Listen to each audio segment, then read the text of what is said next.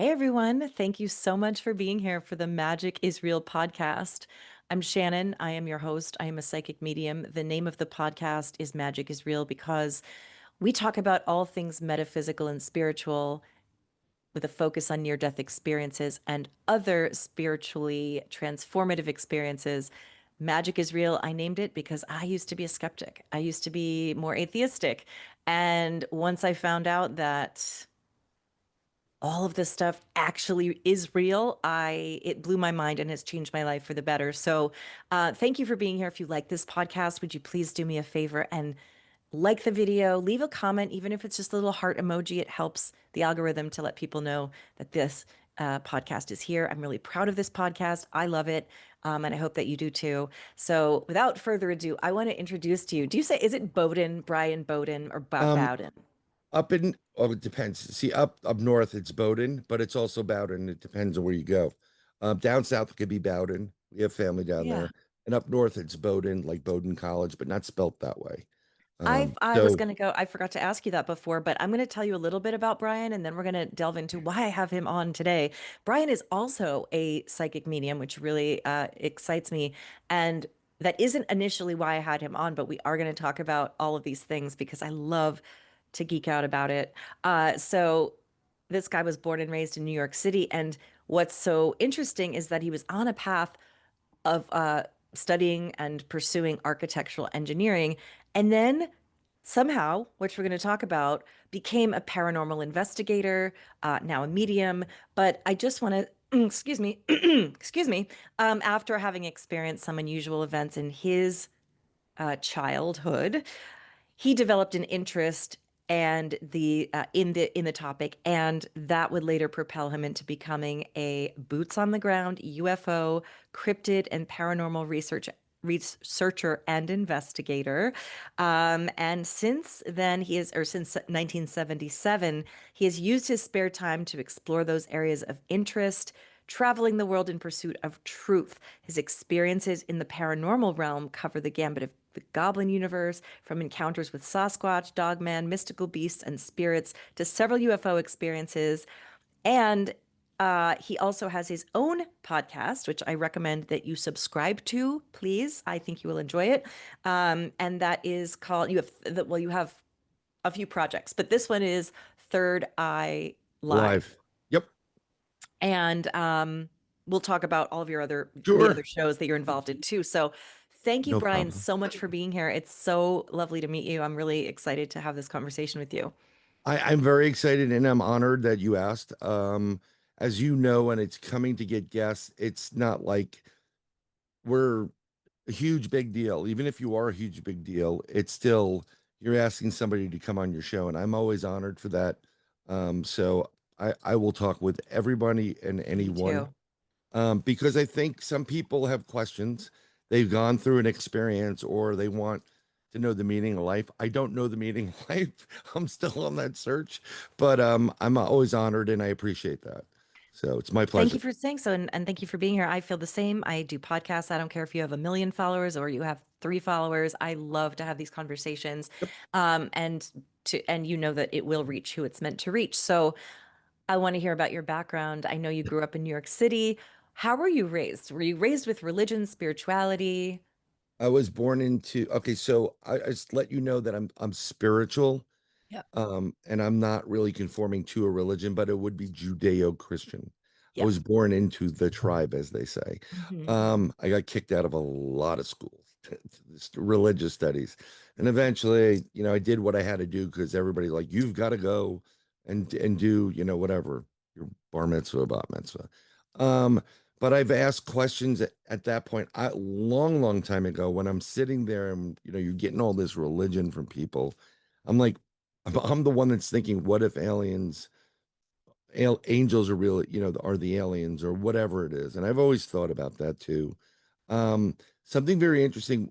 I don't know if you know anything about Judaism, but when I'm there and I'm just like, God, this is my last school I'm in to learn my studies so you know, go through the process.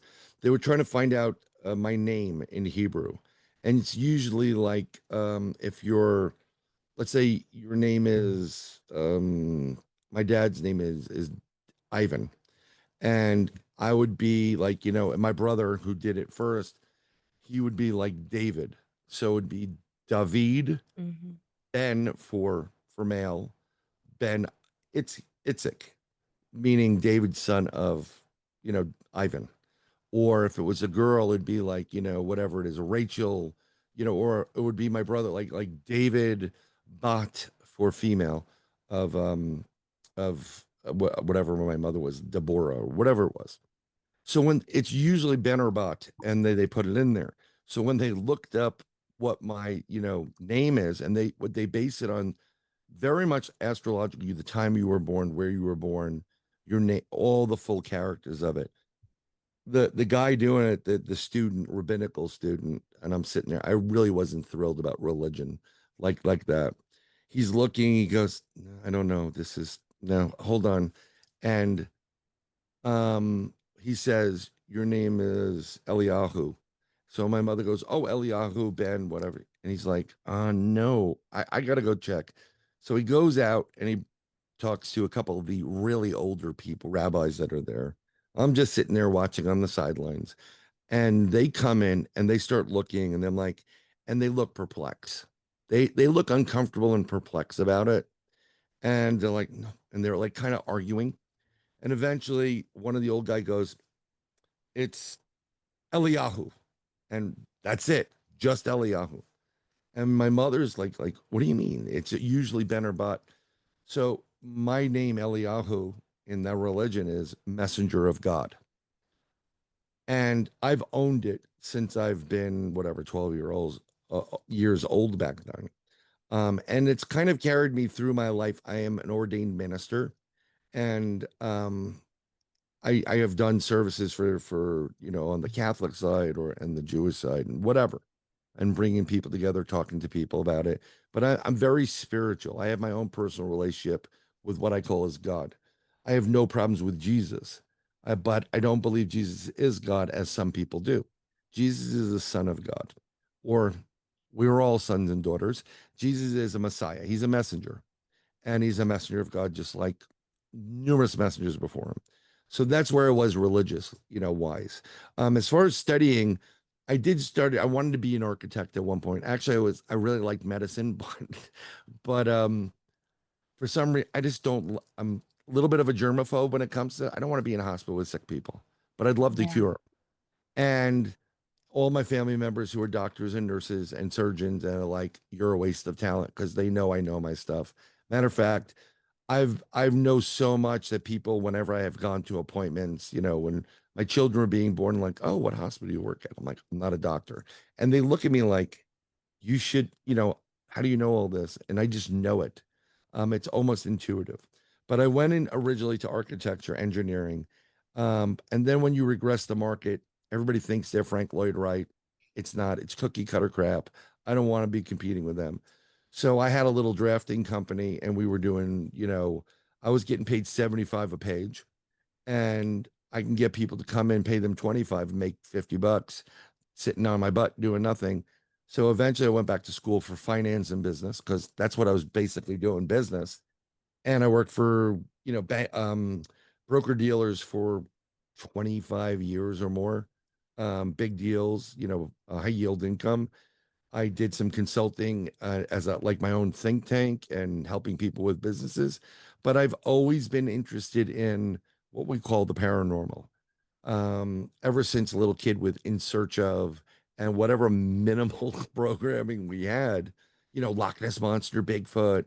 I'm like, I want to see these things. But Bigfoot's in the Pacific Northwest, Loch Ness Monster's in Scotland. I'm nowhere near it. I'm in New York City, so I've been interested in it. And when I got old enough to actually go out by myself, have a car, when I wasn't trying to, find a girlfriend or whatever, I would investigate all this stuff.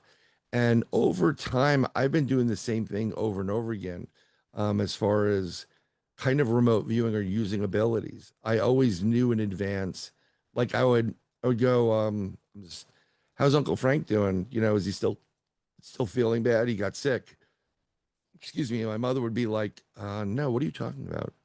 And then she would get a call from somebody and like, oh, Uncle Frank, Frank was in the hospital. And she would look at me like, how the hell you know that? Um, I would know things about people before they knew it. I'm like, I know what's going to happen. And I used to play a game because I went to High School of Art and Design in Manhattan on 57th Street, which was that's when I was going for art. I've always been an artist, quantitative, scientific, studied, science. Also, I was thinking about astrophysicist. I was studying physics and astronomy. And I always loved when people like, there's always people like, oh, we're going to look at stars. I'm like, no, sweetheart, we are going to do calculations. You're in trouble. Drop the class. But I didn't want to work for a university and have them steal my stuff. I just don't want to do that. Um, but I used to get on an express bus that would take you to the city. And I think you had them where you were. They would come from different areas. And I would be on the outskirts. I was in a borough, the Bronx. They drive in. And then when I would come back from school, I would be bored. So whoever was sitting in the bus, I'd stare at them and go, turn around, turn around. Come on, say hi, turn around. And I would focus on them. And eventually you get people that are sheepishly looking at you because you're connecting to them. And then you get those people that just give you that dead stare, like cut the crap. Like you're connecting to them too, but they like cut the crap. Most of these people are unaware of any type of abilities. They're just living their lives. So I would play these stupid games with people. And that's how it started. And then I started really investigating it. And looking back on stuff, we were talking pre-show.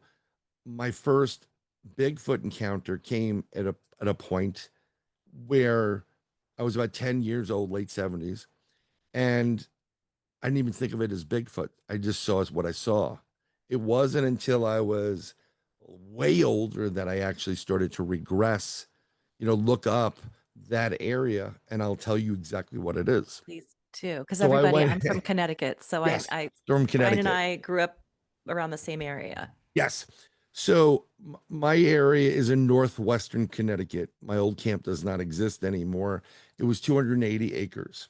It was off of Route 263, and right next to the camp, to about 200 yards worth of woods, if not more. Then you had a lake, and that was really a reservoir. The name of the reservoir and lake is Crystal Lake. Sound familiar? Yes. Okay, so the producers of that movie, I was standing there when they came up to and talked to the owner because my mother, being the head counsel of the girls' side of that camp, we were up there from April until September. We were like family. They wanted to film Friday the 13th in the camp, but the owner was like, nope, I don't want the bad press. So I was like, okay, whatever. No problem. That's so there's Crystal Lake. They did film it in Kent, Connecticut at Camp Kent or Kenmont, one of the two. So when I was in the 70s, they had a long bunk, and the bunk was divided in half. And then the right side was bunk seven. So and the left side would be bunk eight. I was in bunk eight. There were two doors in the front center. So when you come into the bunk in the middle at the front center to go to bunk eight, the bunk opens up and goes down to the left hand side.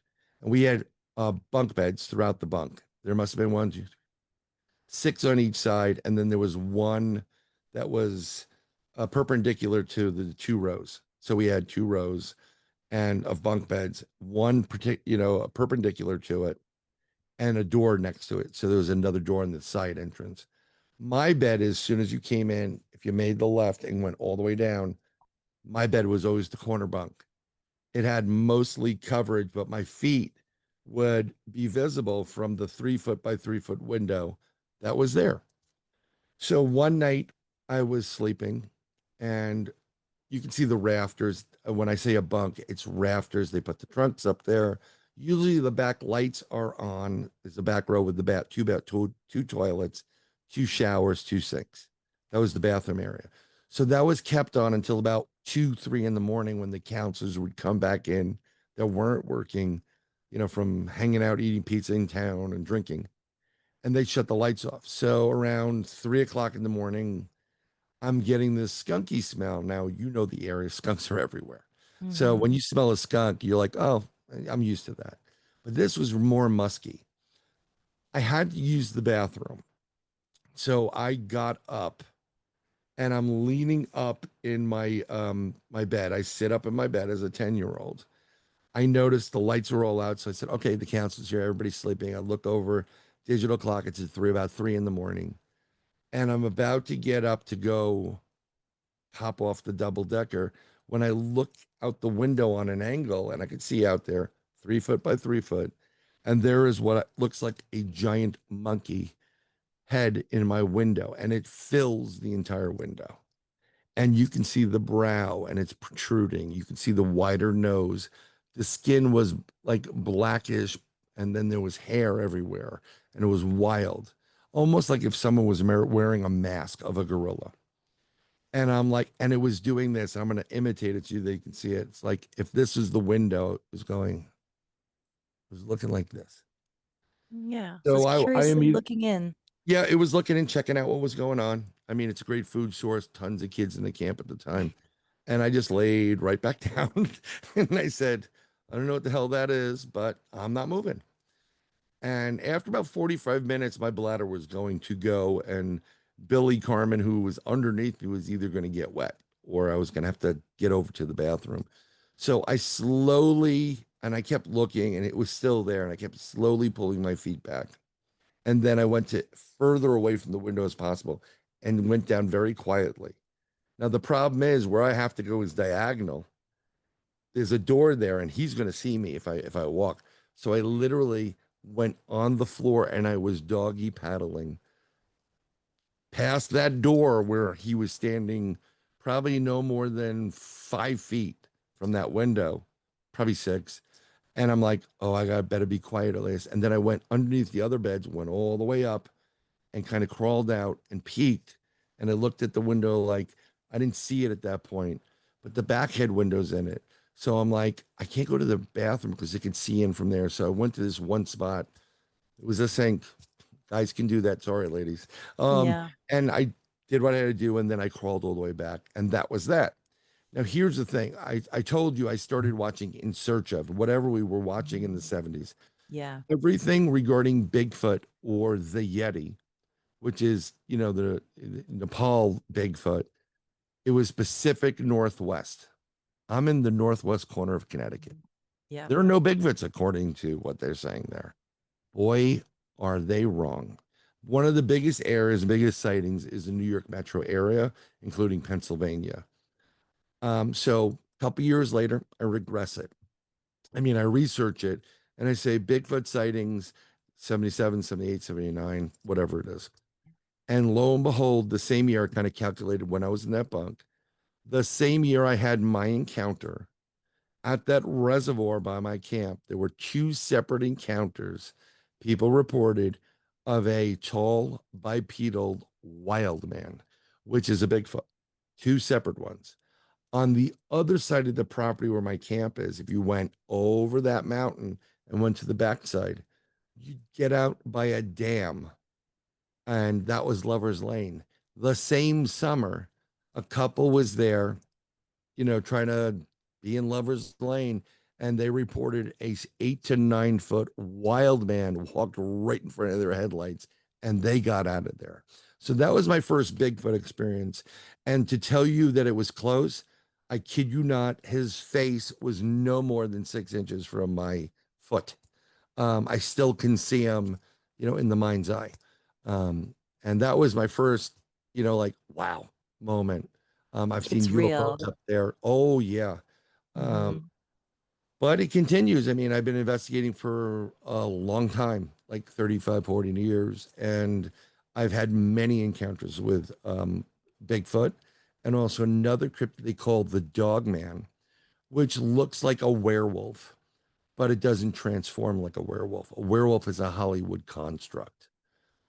That's the transformer aspect of it. The original werewolf was Lycos, and he did Zeus wrong, so they made him into a werewolf, and he transformed into it. So another thing that's very interesting when you think of these werewolf creatures, which are dogmen, same stature, anywhere from 6 foot on up over 12 feet, looking like something out of the movie Van Helsing or American Werewolf in London, or there's 7 different types, and some look like a deformed Bigfoot. Some look like a baboon. Some look like a hyena. I have a theory on that that I presented. I think personally, they're not canids. They are actually defects in the Bigfoot line, and they are pushed out like anybody that wants to keep the purity going. And then what happens is they start mating with each other and they create what looks like an alternative species. You know, it's you adapt to survive. Yeah. I could be wrong. I don't have a physical Bigfoot or a dog man to do testing on. So it's just a theory. I'm not really all in on it yet. I'm still doing my research and coming to some conclusions.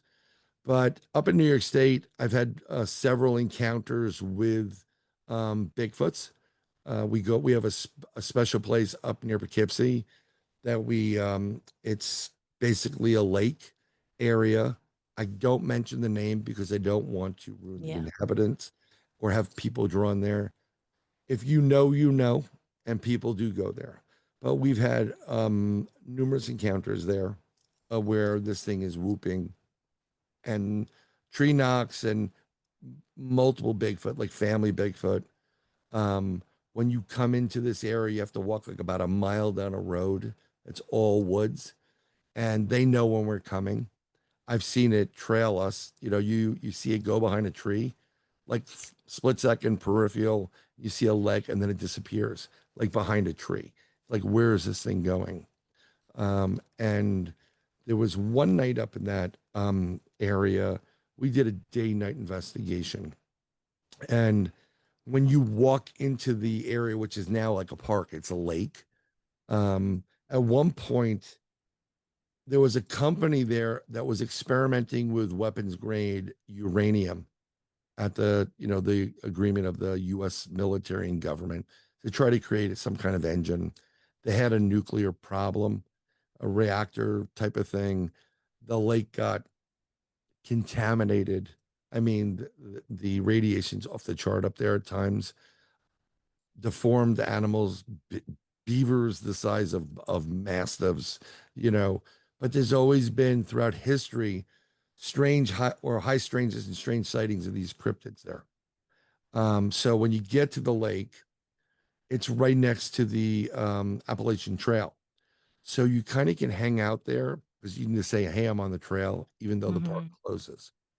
And there's two ways. If you're at the tip of the lake, to get to the top where we were, you have a path to the left, which skirts the Appalachian Trail, and we went to the top, or you can go to the right. Now the right is a goat trail. There's no way you're getting through it. You'll get killed. So we always go to the left. It's 2 miles up. And myself, a buddy of mine, and two friends of mine, we went there to investigate. And the visual is we're doing a day night. This was um, a Halloween Eve, so mischief night, full moon, meteor shower, perfect setting, right? We get to this point and we set up where my buddy Al sits in the middle. He's behind a big rock facade, like kind of structure, natural rock formation. And I'm to the right of about 10 feet to the right by the woods closer to the lake. And then this other guy, Bill, that's there is, if you're looking at us, he's on the left hand side. He's closer to like 10 feet away by the woods and close to a rock wall. You know, all the rock walls like you pass in Connecticut, like who built these, you Hmm. know? And so we're hanging out there. We heard the tree knocks, we heard the rock knocks. There was a pressure that builds up when you are playing around with these cryptids. It's absolutely insane because they use infrasound on you, and it feels like a constant pressure, like you have an elephant sitting on you, and then you're very tense. And the way I describe it is, if you've ever been, you know, in areas where a storm's coming in, and they have them all the time in Connecticut, you can feel the negative ions coming in from the storm and the pressure builds. You feel that. You can literally feel it in your body. And we tried contacting our psychic over in Arkansas while we were there, but her mouth seemed to be like you couldn't talk. It was sound marble. It was really weird. And we weren't having any issues, like we were testing EMF levels. Nothing really was registering at all, but we kept getting more and more intense feeling. And we were at the tail end of the day, so we were going to stay there overnight. And while we're there, you're hearing footsteps, like bipedal footsteps on the leaf litter that's there, and you can hear it with your naked ears. My buddy Al was like, he had the parabolic mic, and it's like, you hear that, and there's some weird like Morse codey sounds coming from above the trees. Now remember, I said, well, they had an accident a bunch of years ago. These trees have grown since then, so that could be radioactive material that we're sensing up there. Um, and as we're sitting there, we're there for hours. Um, we hear something creeping up near Bill, and all of a sudden he gets a bluff charge, like something's running right at him. So my buddy Al in the middle pops out. I pop out. We only have machetes. I stand to his right. Bill is trying to run, pitch black. We grab him because he's going to lose his eyesight and he's going to kill himself. And we're like, hold your ground. And we're looking. And then we shine 6 million candle watts on the area. Nothing. We go over to it. We have a FLIR, infrared, full spectrum, everything. Nothing is seen. It was like, what the hell was that? Like, as if, you know, I heard footsteps and nothing was there. So we were like, we checked over the area. We walked over. We went up this little hill, which was behind where my buddy Al was sitting in the middle, and nothing. It was big. My buddy he exaggerates. I was ready to lose my arm. I'm like, whatever, Superman. And I was like, this is weird. I'm not running in the water, nuclear water. I'm not swimming it. I can't outrun it. And I'm not going the go trail, which I'm closest to. I'm like, so you stand your ground. So we sit back down again, and then it kind of chills out a little bit. Everybody's kind of relaxing. It gets quiet, and we hear a rock knock across from where we are, which is closer to the shoreline at the top of the lake. But on the other side, there's some rock formations out there. You hear the click, click, and then you hear a tree knock and you hear click, click again. And the next thing you hear is whoop, whoop, whoop. And it was so loud, it reverberated off your chest like you were in a concert when they go boom with the bass and you can feel it. Mhm. And it was consistent whoop, whoop, whoop. The third whoop was at the other end of the lake, 2 miles away in an instant. So they're like, my buddy's like, I think someone's here. I'm like, that's not someone, that's Bigfoot, buddy. And I looked at it as um the family or whatever it was rock knocking, saying, is it safe to go?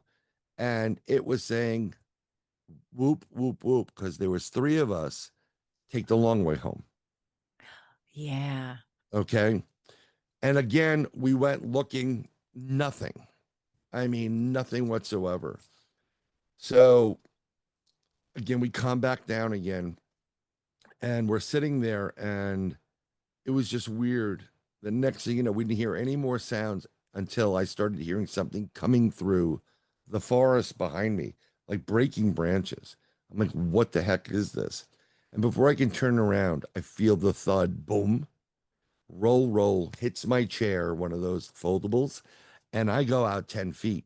And I'm like, my buddy's like, what the hell happened? I'm like, something threw something at us. And it was a boulder bigger than, couple, probably a couple 100 pounds. It was massive. And I believe, and this is what I believe in my heart, this thing was so pissed off, like, I hate you guys. Why didn't you leave? It could have killed me at any point. It threw it over there as a last ditch effort.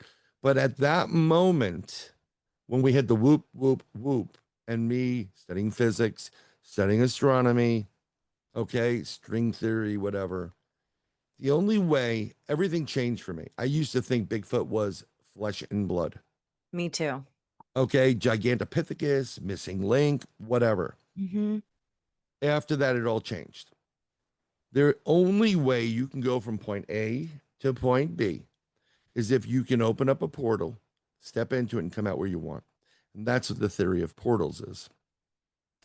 So I believe Bigfoot itself can be and innately has the ability to be flesh and blood, then convert its energy into a molecular or structure, different form, electronic and molecular, and it draws all the power that's out there. Even Tesla said 369 wireless, all this wireless tech.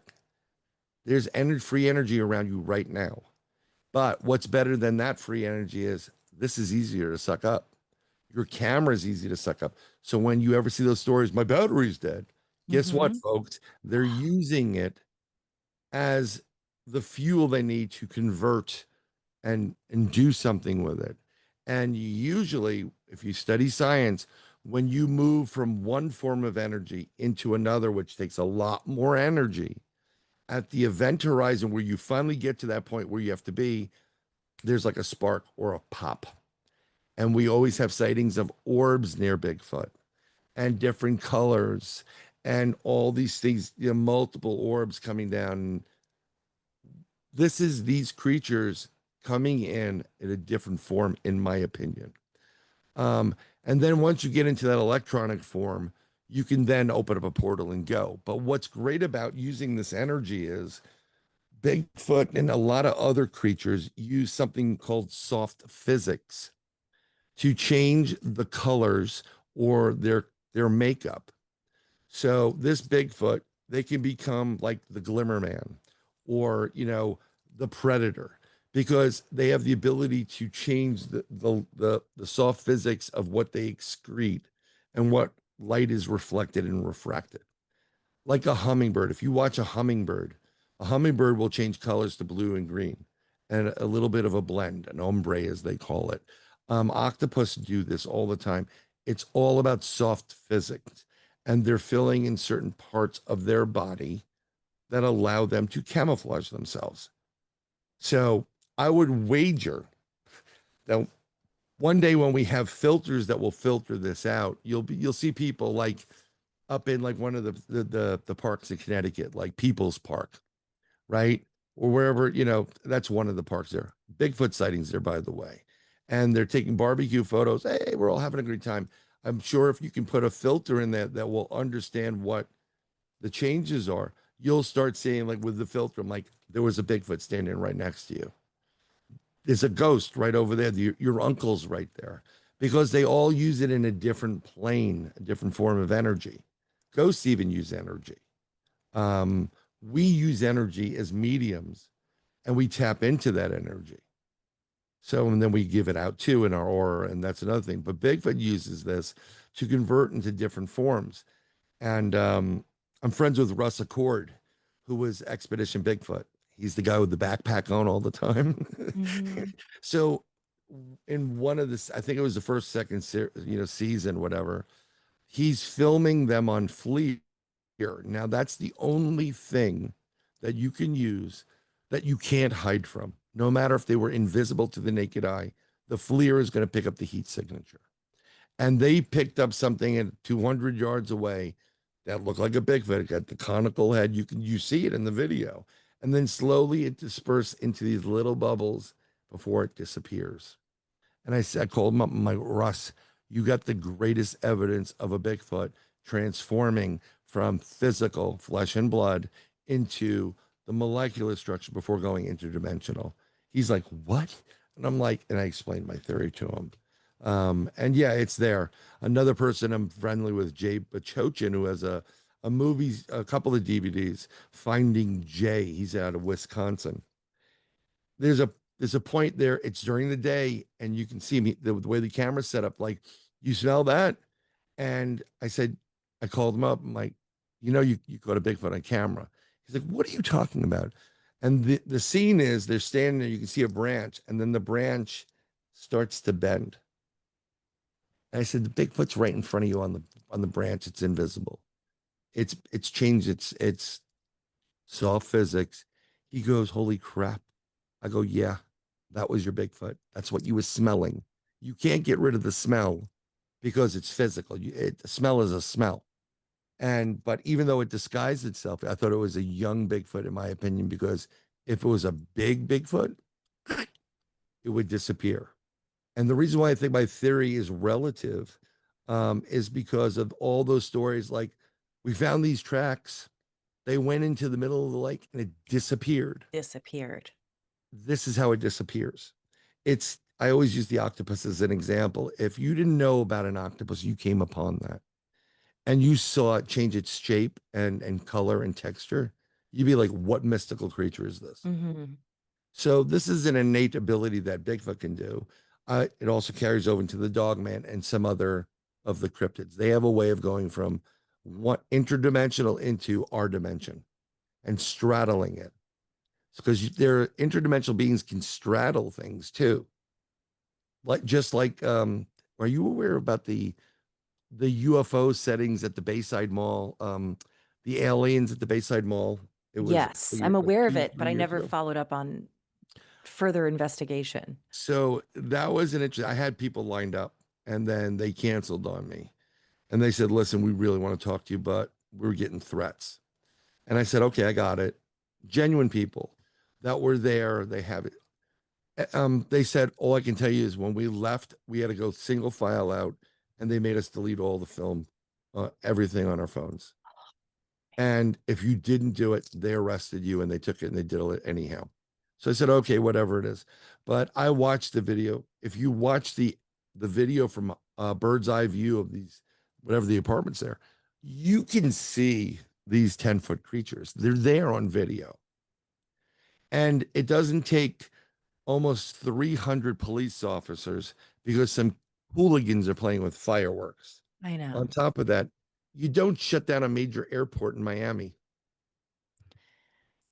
and Thank you you. don't have a blackout in like 60 square blocks and shut the airspace down. It's This is what people were describing them phasing in and out. That's when you straddle dimensions, where you get to a point as an interdimensional being and or extraterrestrial that is interdimensional. They kind of straddle where that's why they're glitchy. They can choose to come in, they can see into two dimensions at once. And that's what they were doing. It's also very interesting to know during that encounter, actually, a couple of days prior to that encounter, a UFO flew over my house in Florida. And 3 weeks early, and my youngest daughter and four of her friends and their mom saw it. My youngest goes, they're back because 3 weeks earlier she saw a fleet of seven, and it's on video. I uploaded to Bryan Bowden, my YouTube. Sometimes it says Sir Brian. You'll Yeah. find it's there. I put all my stuff there now, and I just consolidated it. Um, and so, you know, she was stoked. She goes, "I can't believe I saw a UFO." I said, "You didn't see one, you saw seven." She's like, "Ooh," she gave me a fist bump. And then when she said they're back, she was like, "They're back." Um, this Bayside Mall event took place that New Year's Eve. That's when it took place. Now, during that time period, we were having a lot of coronal mass ejection from the sun that interrupts signals and everything. I mean, it could take out satellites, it could knock out power grids and what have you. Just so happened to happen that that night there was major, CMEs, and my thought process is they weren't supposed to be where they were and in the Bayside Mall. But if you take the coordinates for the Bayside Mall GPS and you reverse them, it goes to Antarctica. Wow. So I think they originally were intending to go to Antarctica. They got hit by something and then, you know, kind of got stuck at a mall with a whole bunch of kids. The Like, last place wait, you'd want to get stuck anywhere in exactly. America. Yeah, you just don't want to be in a mall. I mean, this isn't the 80s anymore, folks. No, No this one this wants is to be so in a mall. Stranger Things, and Yeah. I love that you're talking about this because I have been rabbit holing. And like I said, I used to think that spirituality was one thing, and then you had like UFOs, and then you had Loch Ness Monster or whatever the things were. And I thought that they were BS. I was like, that isn't a thing. That's a guy in a suit. And now, Well, I'll you- tell you, um, I've discovered a long time ago, decades ago, and I've been talking about this for decades. that the secret to this, the Rosetta Stone of this entire whacked out field. And I say it's whacked out because every time you talk about it, people do believe it, but they don't want to be, tinfoil hat type of thing, depending on who you're talking. Totally. Okay. So I always used to get like, don't start. Don't start. I'm like, I didn't say a word. But if I'm at a party by my cousin who works for the airlines, and then pilots talk about some weird shit they saw, I'm like, Oh, yeah. there's my opening. Whoop. You know, I'm going to take advantage of inside information.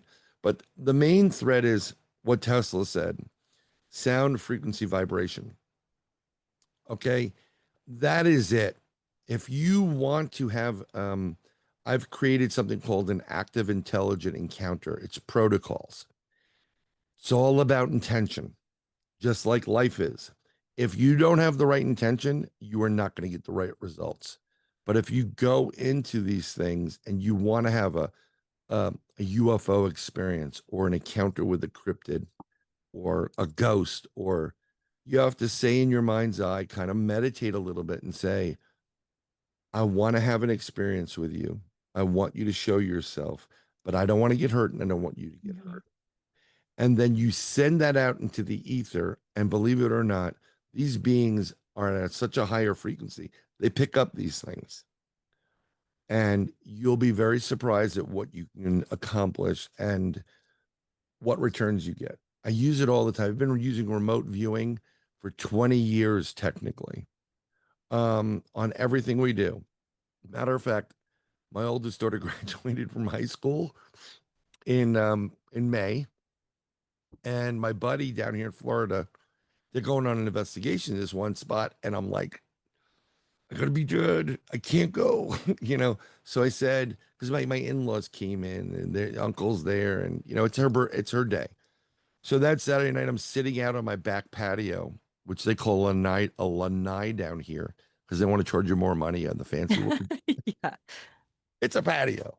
Um, and I'm sitting out there because I grew up in the Bronx, so we didn't have that. I didn't even have a terrace. I had a fire You do escape, not but have a lanai. I didn't have a lanai whatsoever. No. Um, I didn't really want this community. I wanted to buy the castle that was built, and I should have bought the castle, but that's a totally different story. So I said to him, "Listen, my daughter's graduating. I'm gonna remote view where you guys are."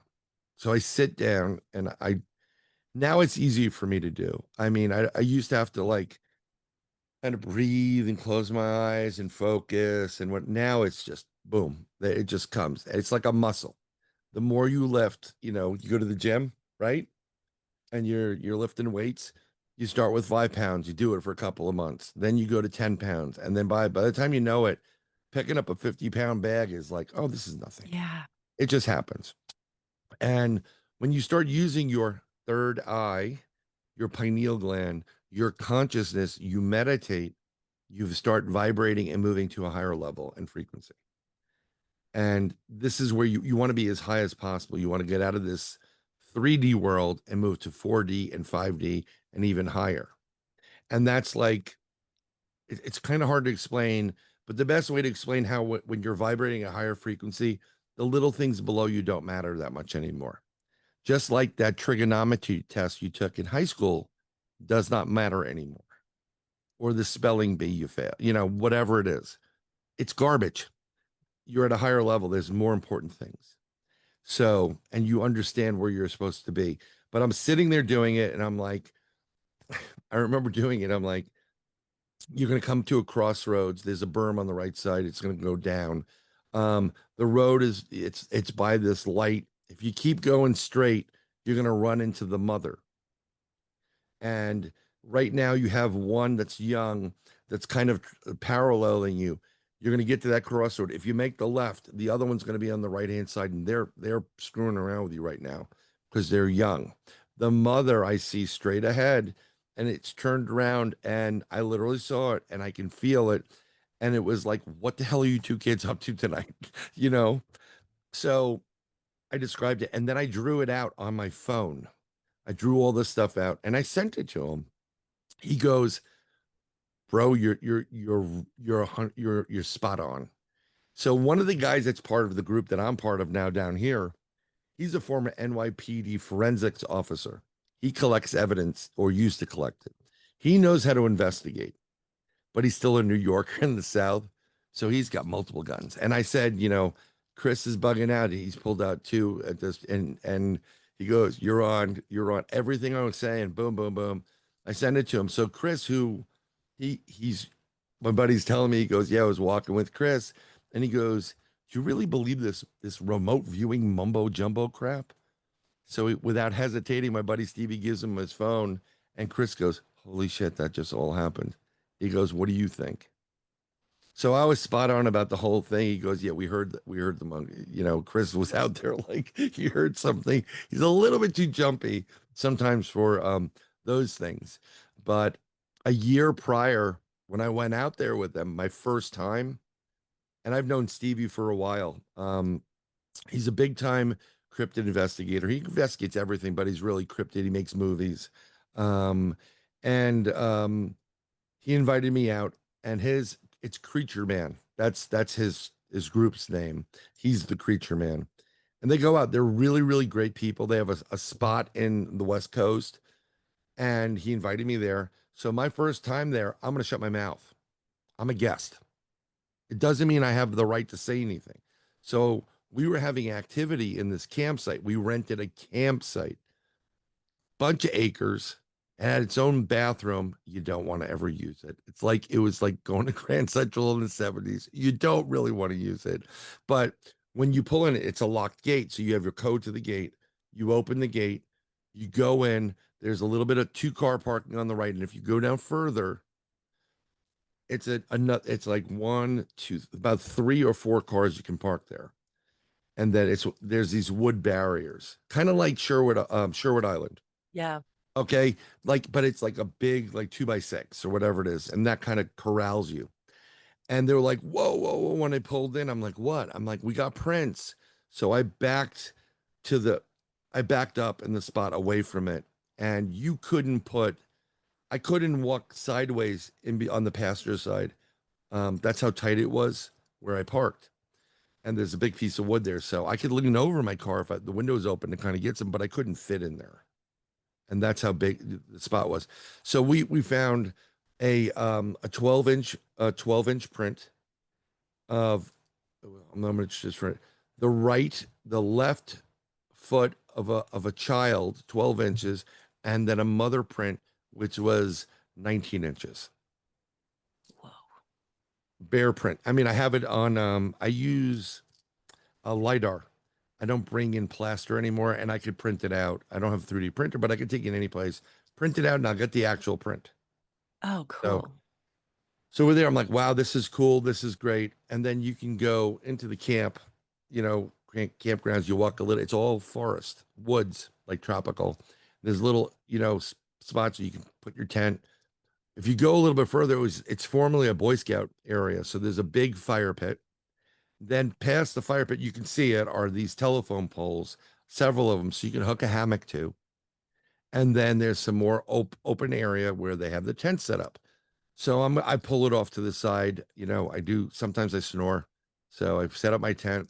One of the people there, Carol, helps to set up my tent, and we go out and we're going to go investigate some parts just a little bit past the parking lot, other ends of it.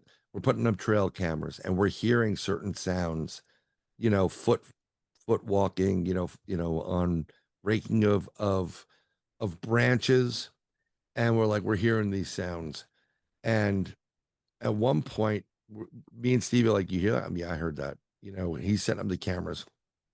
Um, At one point, we went to go get firewood, and we heard a big, like, boom, like a tree knock that was rock your world. We're like, was that you? And, like, no, that wasn't me. Maybe it was this guy, Chris, because that's the first time I met him. And he goes, oh, it must be Chris. It wasn't Chris. It was a tree knock. It was like, hi, we know you're here. Now, what's interesting is just prior to us going out to get some of that stuff, I was sitting over by Stevie's tent with Carol, and we're all sitting there hitting there.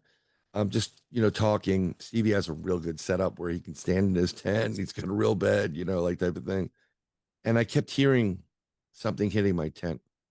They were throwing acorns at my tent. You couldn't find acorns anywhere near the area. Wow. And I think there's a common kind of like a collective consciousness with these creatures.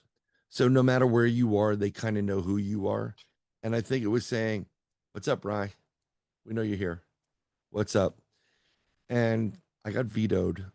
But I told Stevie, I'm like, I know I'm new here. I'm going to shut up, but we really should be in camp and not go wherever. This is where action's taking place. But they've had something on the schedule, so we went out 11:30 at night away from the camp, no one there, and we started walking for like 7 different miles down a different path. We went to an area that was like an old, I mean, it was deep in the deep in the area, old homestead, and we hung out there. By the time we got back, there was nothing. There wasn't anything paralleling us. Um, there was no other animals that we were hearing. I was like, should have stayed in the camp. He goes, I know. I go, no problem. I'm just going along with it. I'm tired. It's 99 degrees at night. I'm wearing longs and a sweatshirt. I'm not used to not, I mean, it's not just a walk. I'm a New York City guy, so a couple of miles is great. We do it all. This was a lot of walking.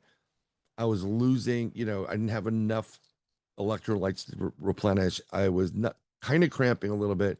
I was tired. It was way too much. And I was like, I'm burning up. I'm so hot because of all this stuff. Because you want to protect yourself from ticks and whatever it is. Um, so by the time we get to this campsite, it's like 3 in the morning, three something in the morning. And I can see why at one point, they had a relationship with the ranger. The ranger went there and something ripped the head off of a pig and left it there. And there were some footprints. So because one of our guys is former police, they know we take it seriously, and there's a little bit more of a communication with the rangers. They don't normally tell you everything. Sorry for talking too much.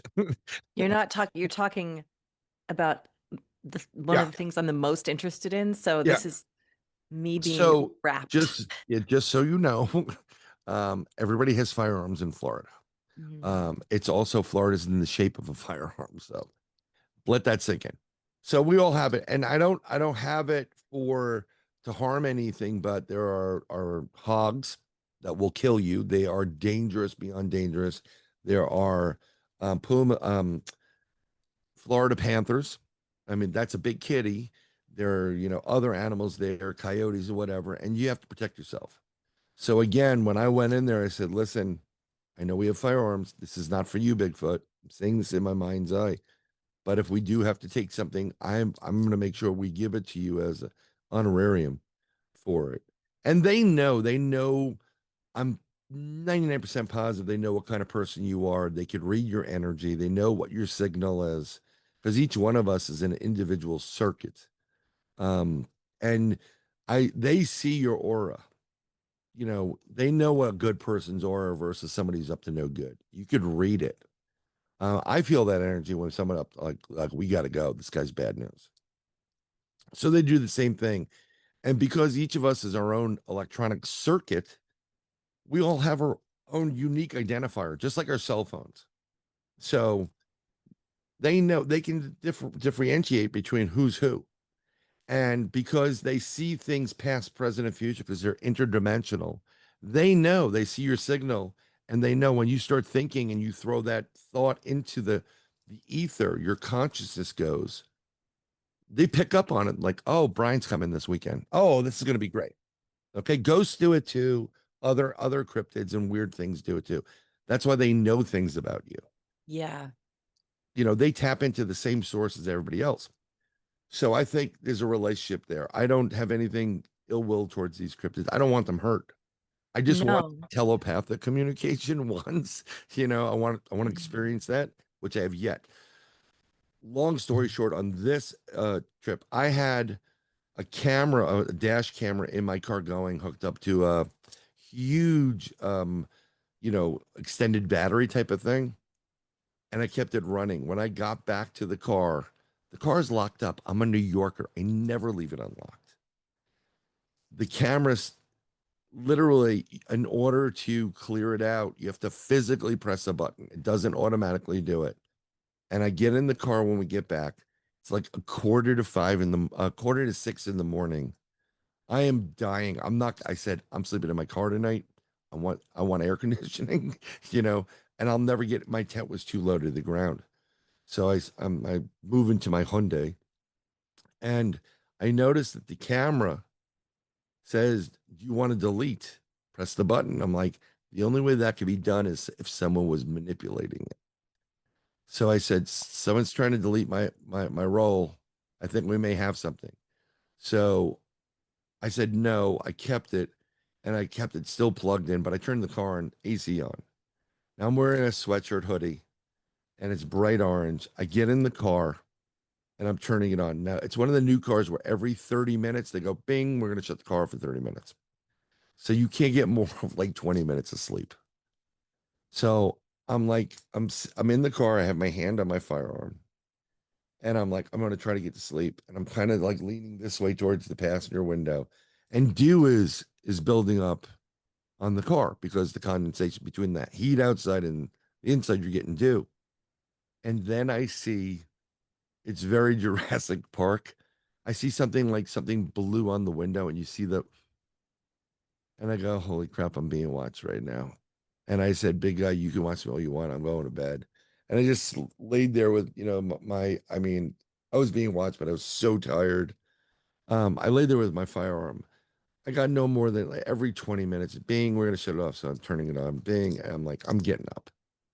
And I get up, everybody else is dead asleep. I shut the car off. I come out in the morning and there's some daylight. And I go over to that side. And right by my passenger door are two ginormous knuckle prints. He was standing there with his knuckles and he was breathing on it. And that's when I saw it.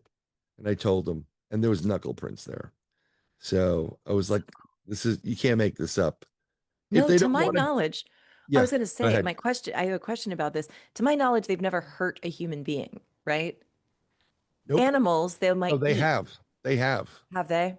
Um, yeah, they're not, Directly or by throwing something at them? um, they will eat them. They will. Yes. There are many reports of this. They're not, it's not like Harry and the Hendersons.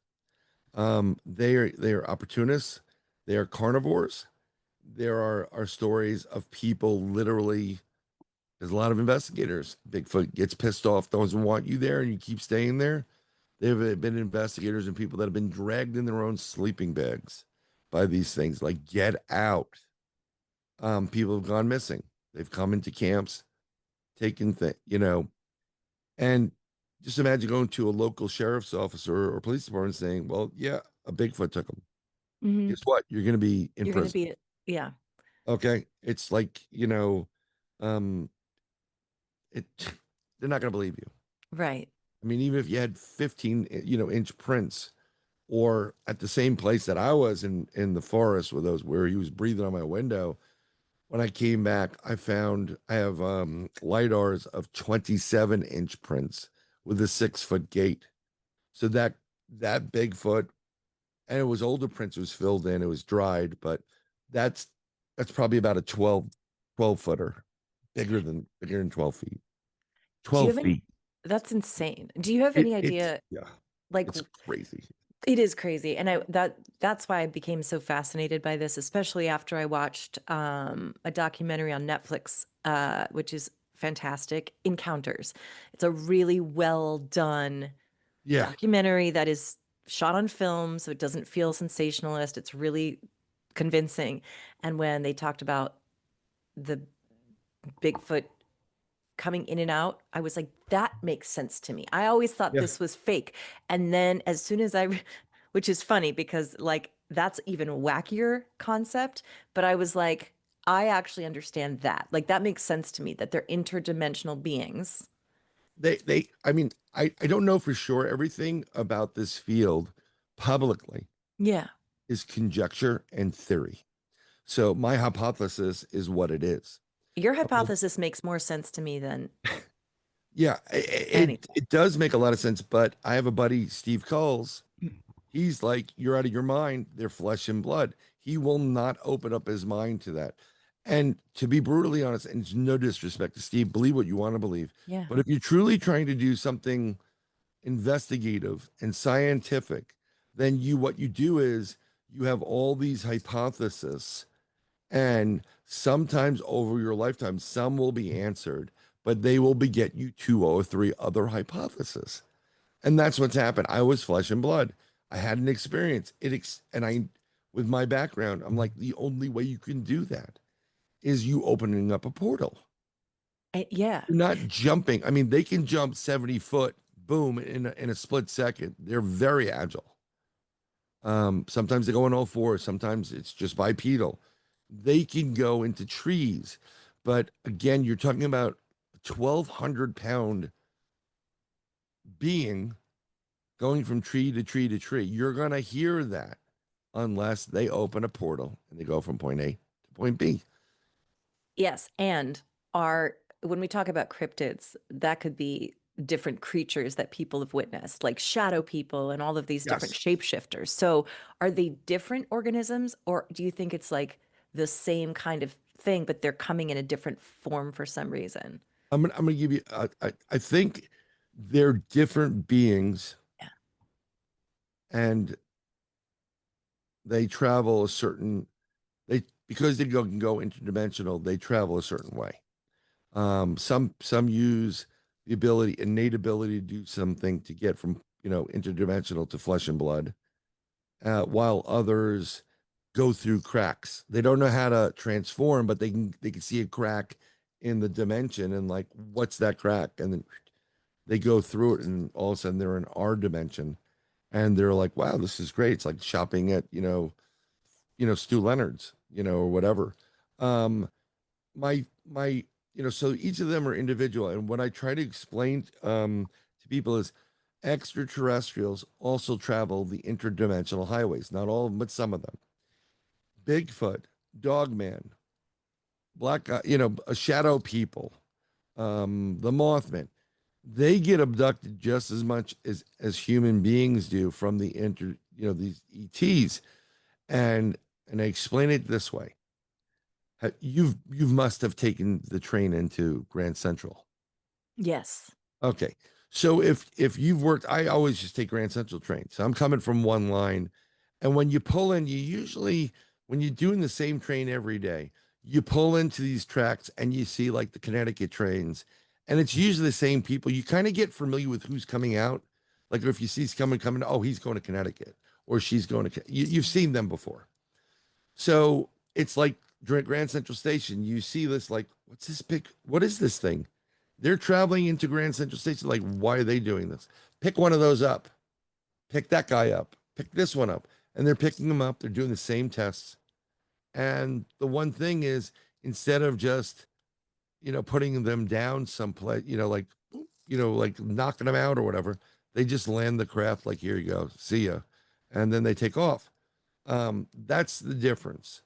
Now, in relationship to when, if you want to talk about these shadow beings, the winged humanoids that were apparently in Chicago, they're hanging out in the FedEx terminal and on top of roofs. They've been seen by everybody. The Mothman is the same thing, same being. I will 99% guarantee it. Do you know who? Do you know where the first high speed collider was created and was operated?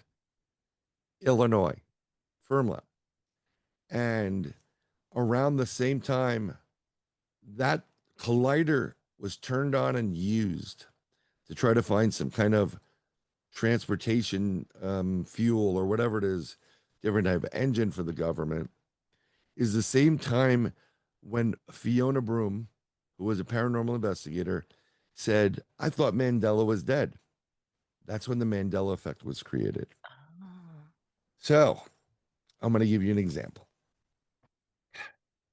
This is our timeline. Hmm. This is a timeline near us. Let me do it like this. And then there's other timelines the other side. When you have such a high speed collision, there's an explosion on a multiple levers. levels, atomically and subatomically and partically. And what happens is we punched our timeline and we broke it. But it was such a great force, we broke some of this.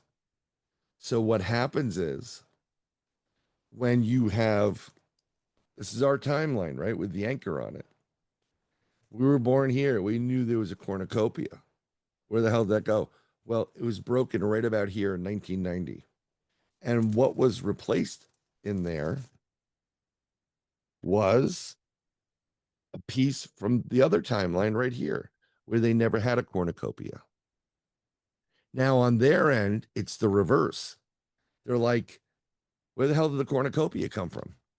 Because they got other half of ours. So what we're doing is, if you ever broke mom or dad's glass, I'm like, oh my God, glue it back together. So when you glue things back together that are broken, you're always going to have some holes in it. It's never going to be perfect. And those holes that appear and cracks in our timeline and where we live versus our dimension are seen by the interdimensional beings that come out. They like, look at that crack. And that's where they're coming out. Chicago, what do you have? Flying humanoids, right? Right near that lab, that collider. And as soon as it was turned on, something scared the crap out of them. They shut it off. But if you trace all these black-eyed children and stories about them, you will find a correlation that they're within a certain radius of a major university. Every university has mini colliders on it. So not only do we have breaks in our these dimensions and lines, but they keep opening pock marks up. So what happens? Black-eyed kids come in and they go in there, or the shadow people come in, and the way they operate and the way these those type of beings, in my opinion, operate is they come in and it's usually something that gets you filled with fear. People get a knock on the door and they see these black-eyed children like, you gotta open the door and let us in. I'm like, hell no, I'm not gonna let you in. There's a fear component there. They want the fear. They survive off of it. That's their food. It's like Monsters Inc. I love that movie. Goes through the door, scares the Mhm. kid, fear, adrenaline, charges their battery, and then they leave. Same principle. Okay. If you've ever had a shadow figure come into your life, the Hat Man, what they do is that everybody says the same thing. Like, I felt paralyzed. I couldn't move, and it kept leaning towards me, and I was scared. They need the fear. The minute you aren't scared, they go poof. And I had an experience with one, first and only, when I was in New York, living in an apartment before I had kids. The girlfriend's there. She's sleeping. I go to the restroom. It's 11 o'clock at night. The next day, I'm going to a meeting with a group of people, like a meetup that's paranormal based. So I'm like, oh, whatever. I'm looking forward to it. One of my friends, Rosemary Ellen Guiley, going to present there. So I'm like, cool. I finish in the restroom, and before I open the door, I shut the lights off and allow my eyes to adjust to the dark because you can do things in the dark. You can see actually. Open the door. I walk up to my room, bedroom door, where it's closed. I open the door and I push it open, and standing in front of me, blacker than black, is this figure of a, like the head and the shoulders. I'm a New Yorker, born and raised. My arms go back and I punch at it. It disappears. I'm like, what the fuck was that? Sorry, the Yeah. French. I walk into the room and I go to the right where the bed is.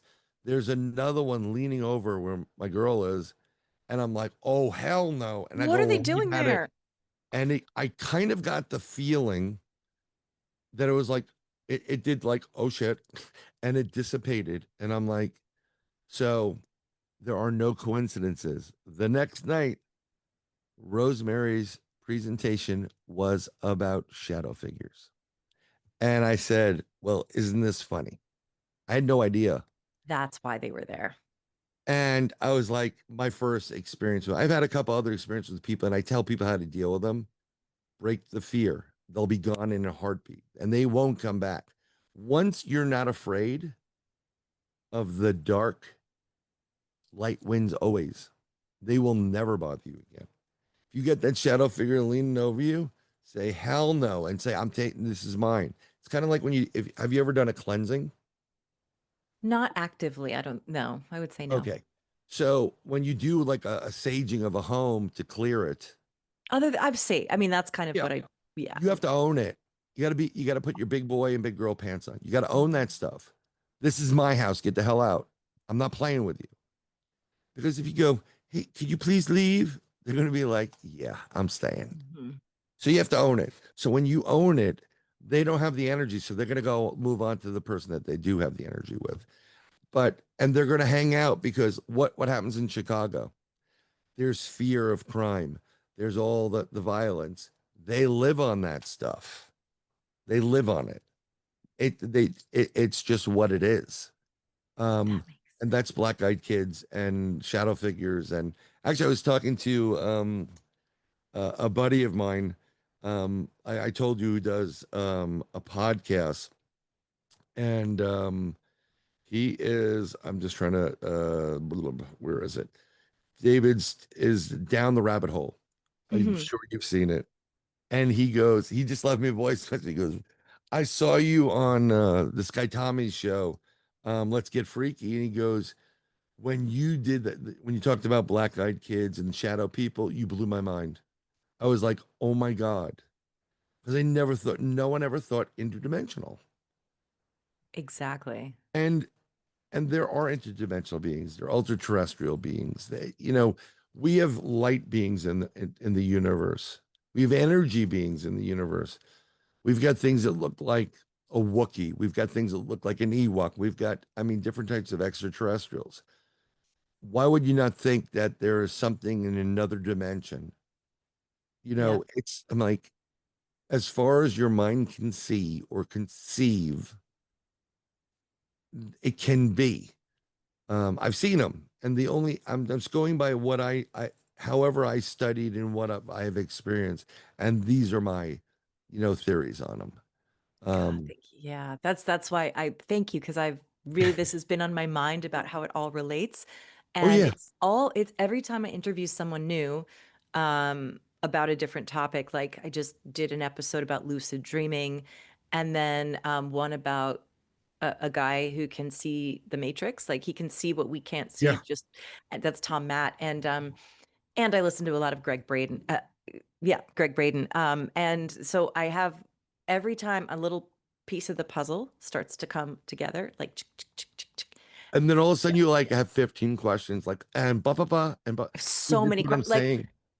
Yeah, I know, and the thing is, like, I know we won't necessarily know, but like, where does like Sasquatch come from? Like, what's going on their dimension? Like, is it another planet, or is it another like, or is I it more like believe their spirit? I believe these creatures have been here before. Let there be light. When you talk about the holy Saint Michael's prayer, before God said, "Let there be light," and they put man on top and got rid of the jinn and all other evil creatures looking to ruin the soul of man. Amen. Whatever it is.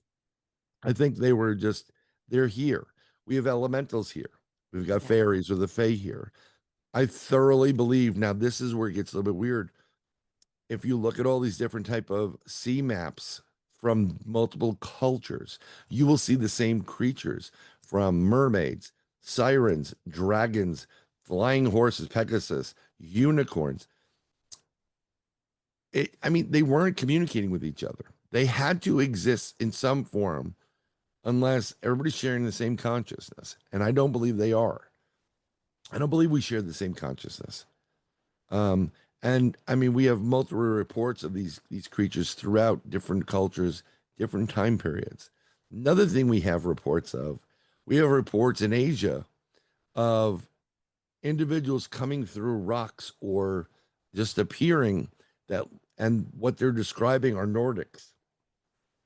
And other creatures are describing like, Anglo-Saxons and it's just there's so much we don't know. mm, That's why you can't just discredit it. And to be brutally honest, in regards of science and the fossil record is very challengeable. What they tell you about history, challengeable. It's a narrative. I mean, we really don't know. It's a guess. And whoever has the highest, you know, this much to pay for the research, it's a guess. You know, I mean, they just told you there's a ton of UFOs in the ocean, but if you've investigated, you know there's Right. unidentified submersible objects. I've seen Exactly. And then I've seen them go up the also, Hudson. and then also that must be a portal because if people have gone underwater and done scuba diving expeditions, no one's ever said, well, maybe they have. There were all these crafts down there, right? So are Yep. they portal? So I assume it's like a portal that they come through I think also. I don't think they come through it in the ocean as much. I just think they know how to camouflage very well. You see, again, another one of my theories. If you ever see a really, really high-end picture of a UFO, Yeah. I don't normally believe it. I believe Right. that's man-made or reverse engineered from us. Like this Yep. Tier 3B, if you they actually used that during the October, well, when Israel and Iran were having a fight, and Iran sent ballistic missiles into Israel. Right there on the BBC, I was watching live. There was a TR-3B shooting down missiles from Iran. And when I discussed it with a friend of mine, Dave Scott, who is the owner of Spaced Out Radio, um, I go, you see that? You see the TR-3B? He goes, yeah. He got a phone call from somebody that he's connected to, and that said, you want to watch the news tonight. And we were both like, holy crap, it's right there. It's right there. People are seeing our reverse engineered technology.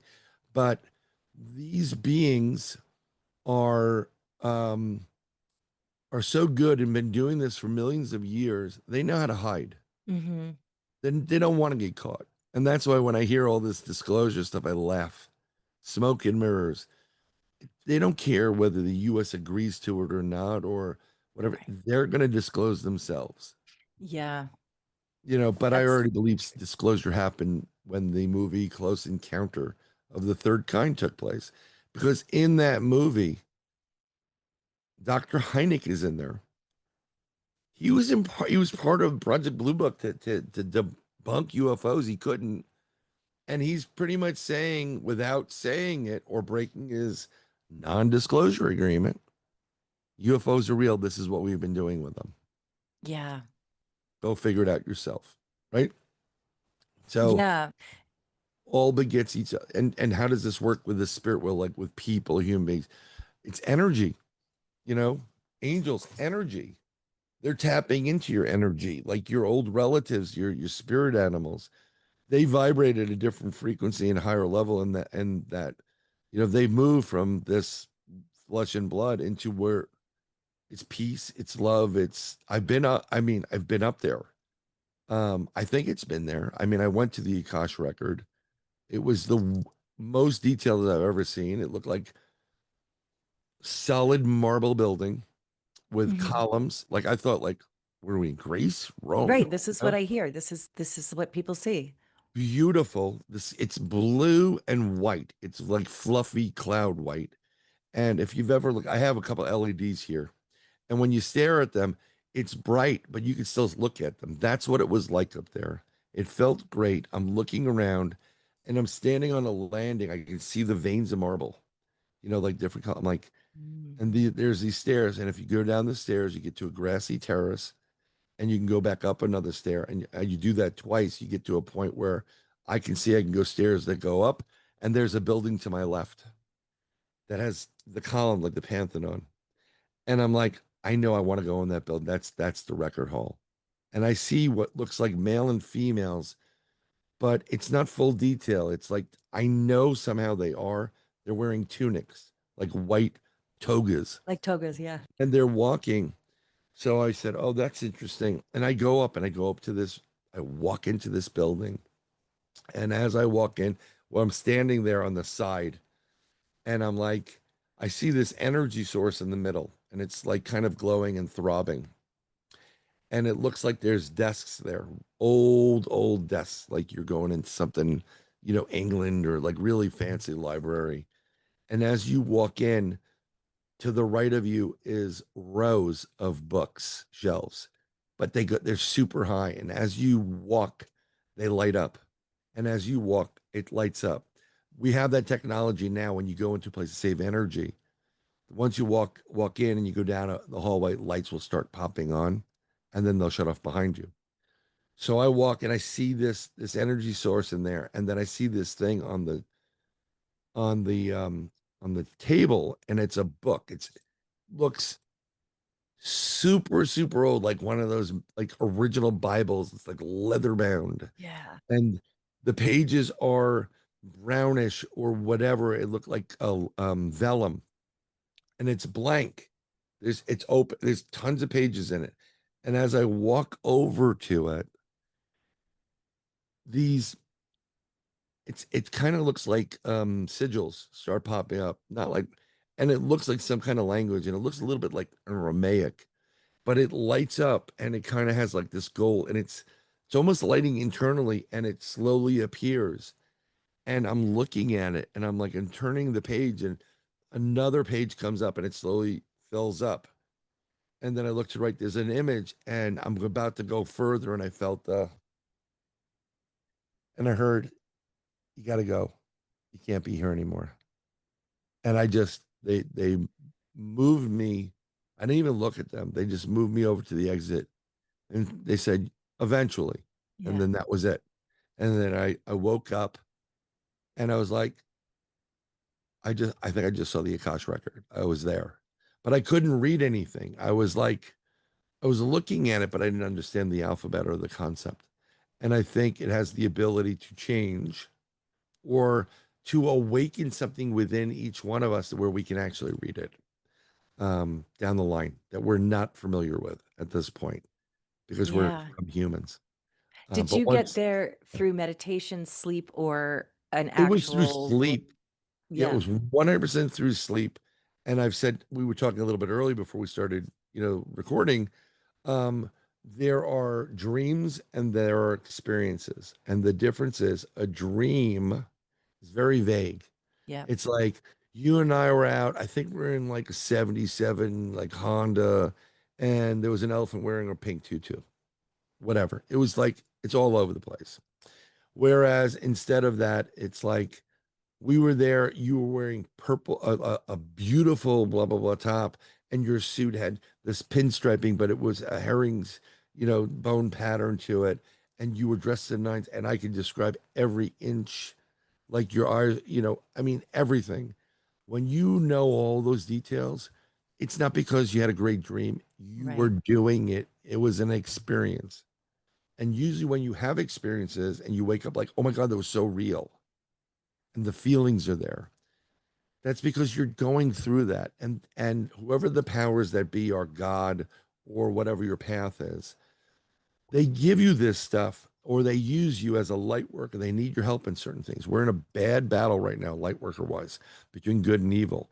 And sometimes they like, this is part of your path. We need you to do this.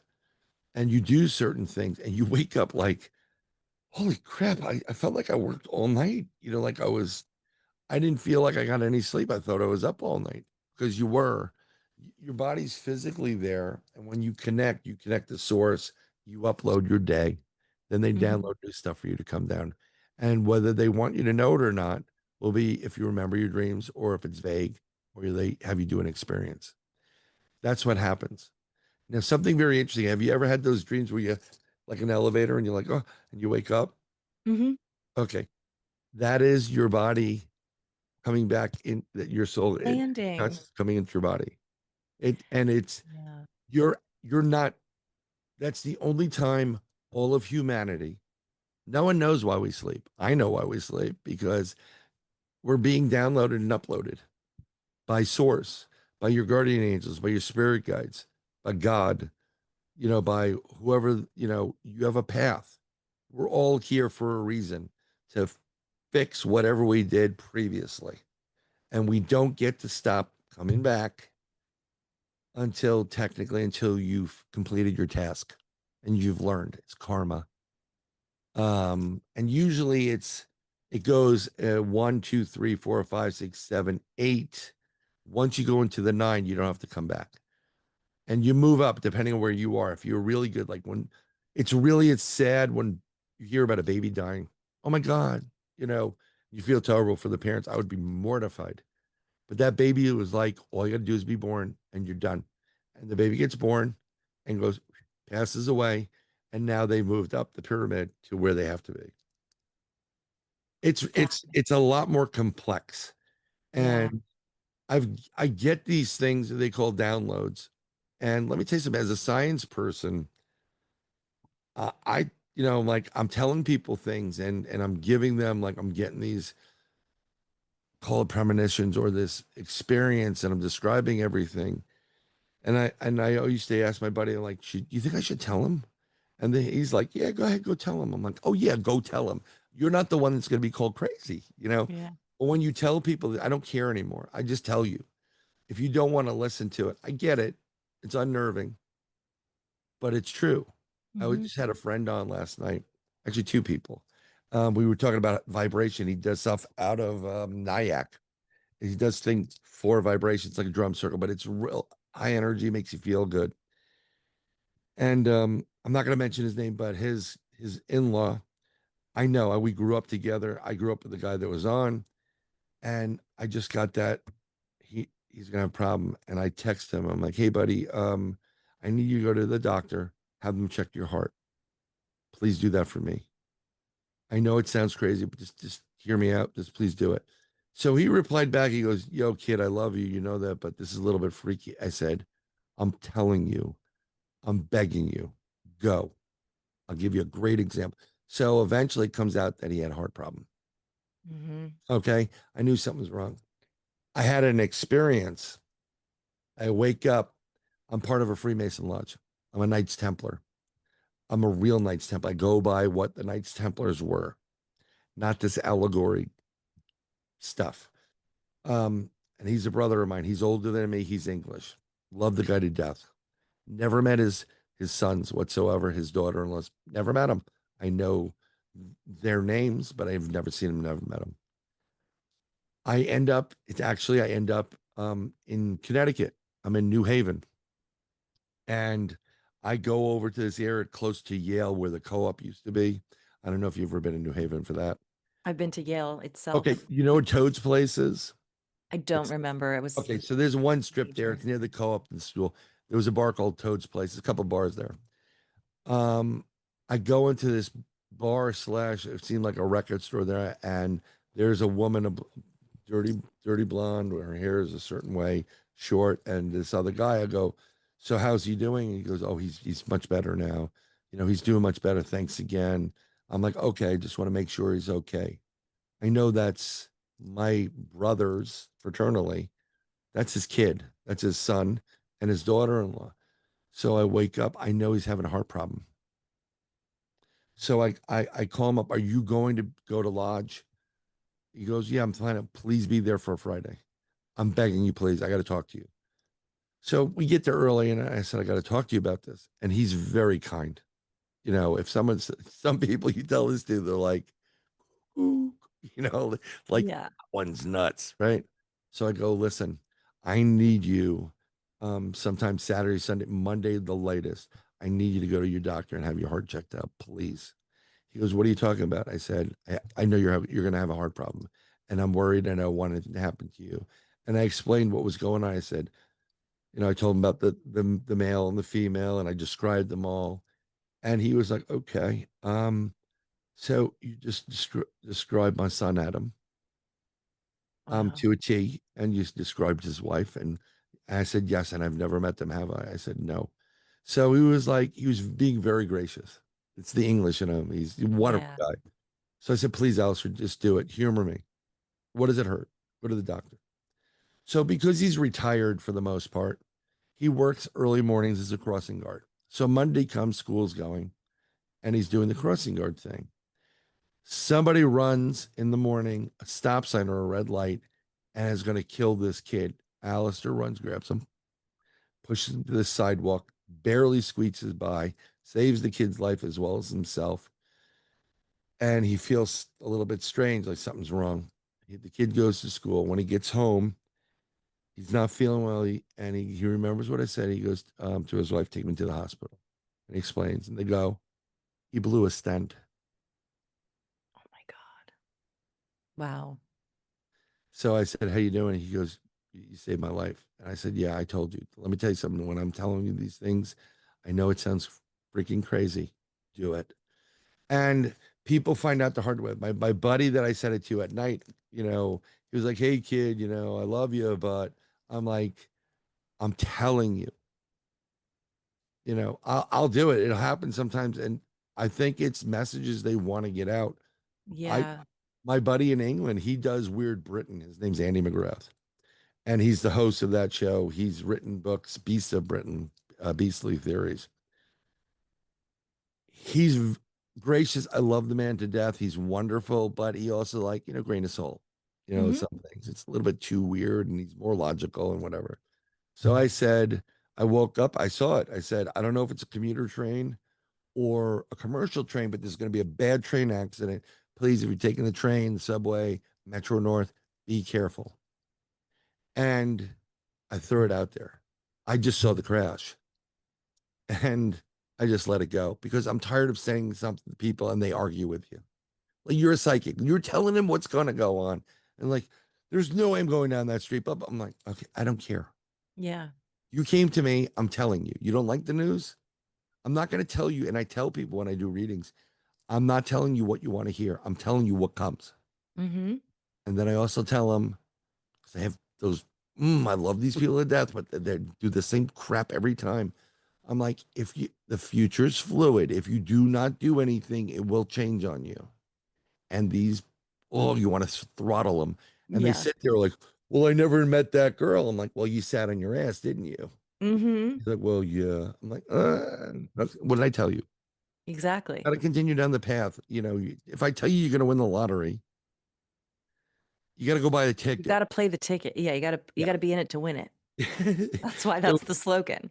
yeah, so you got to be in it to win it. So my buddy goes, well, I think you got that nailed, right on the head. And I'm like, what are you talking about? He goes, the train crash. I said, well, aren't you, you're a bit skeptical when I do that. He goes, he posted it and there was it was a plane, it was a train crash. I've also, for the last year and a half, been telling people, be careful flying. I've told Right. them, don't fly if you don't have to fly. And I've been right about it. I saw the Pope dying months before I said there's going to be a new Pope. I posted up the smoke image. And they're Why like, do you you're think crazy. Where do you think premonitions, where are we getting that at? I don't get a lot of premonitions. This is not But where do constant. you think it comes from? Yeah, like is it what field are you accessing when or are we I don't, seeing other dimensions or are we that's a great question. I don't know. Usually when you're at meditation or rest, something just pops in. Yeah. I'll give you another example. I have buddies that work for the government, and one of my buddies thinks it's amusing. The other buddies I met through him, civilian general, whatever it is. So they said, my buddy goes, tell my boss your assessment of what's going to happen.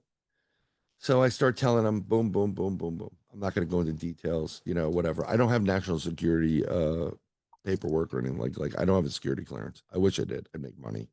Um, and because you're born and raised in the New York metro area, and I know body language. When you tell somebody something, their eyes go, "Oh shit, how did they know that?" They Hmm. give so. He's like, he looks at me with that same dumb look, like and he says, "I just had the same conversation at work."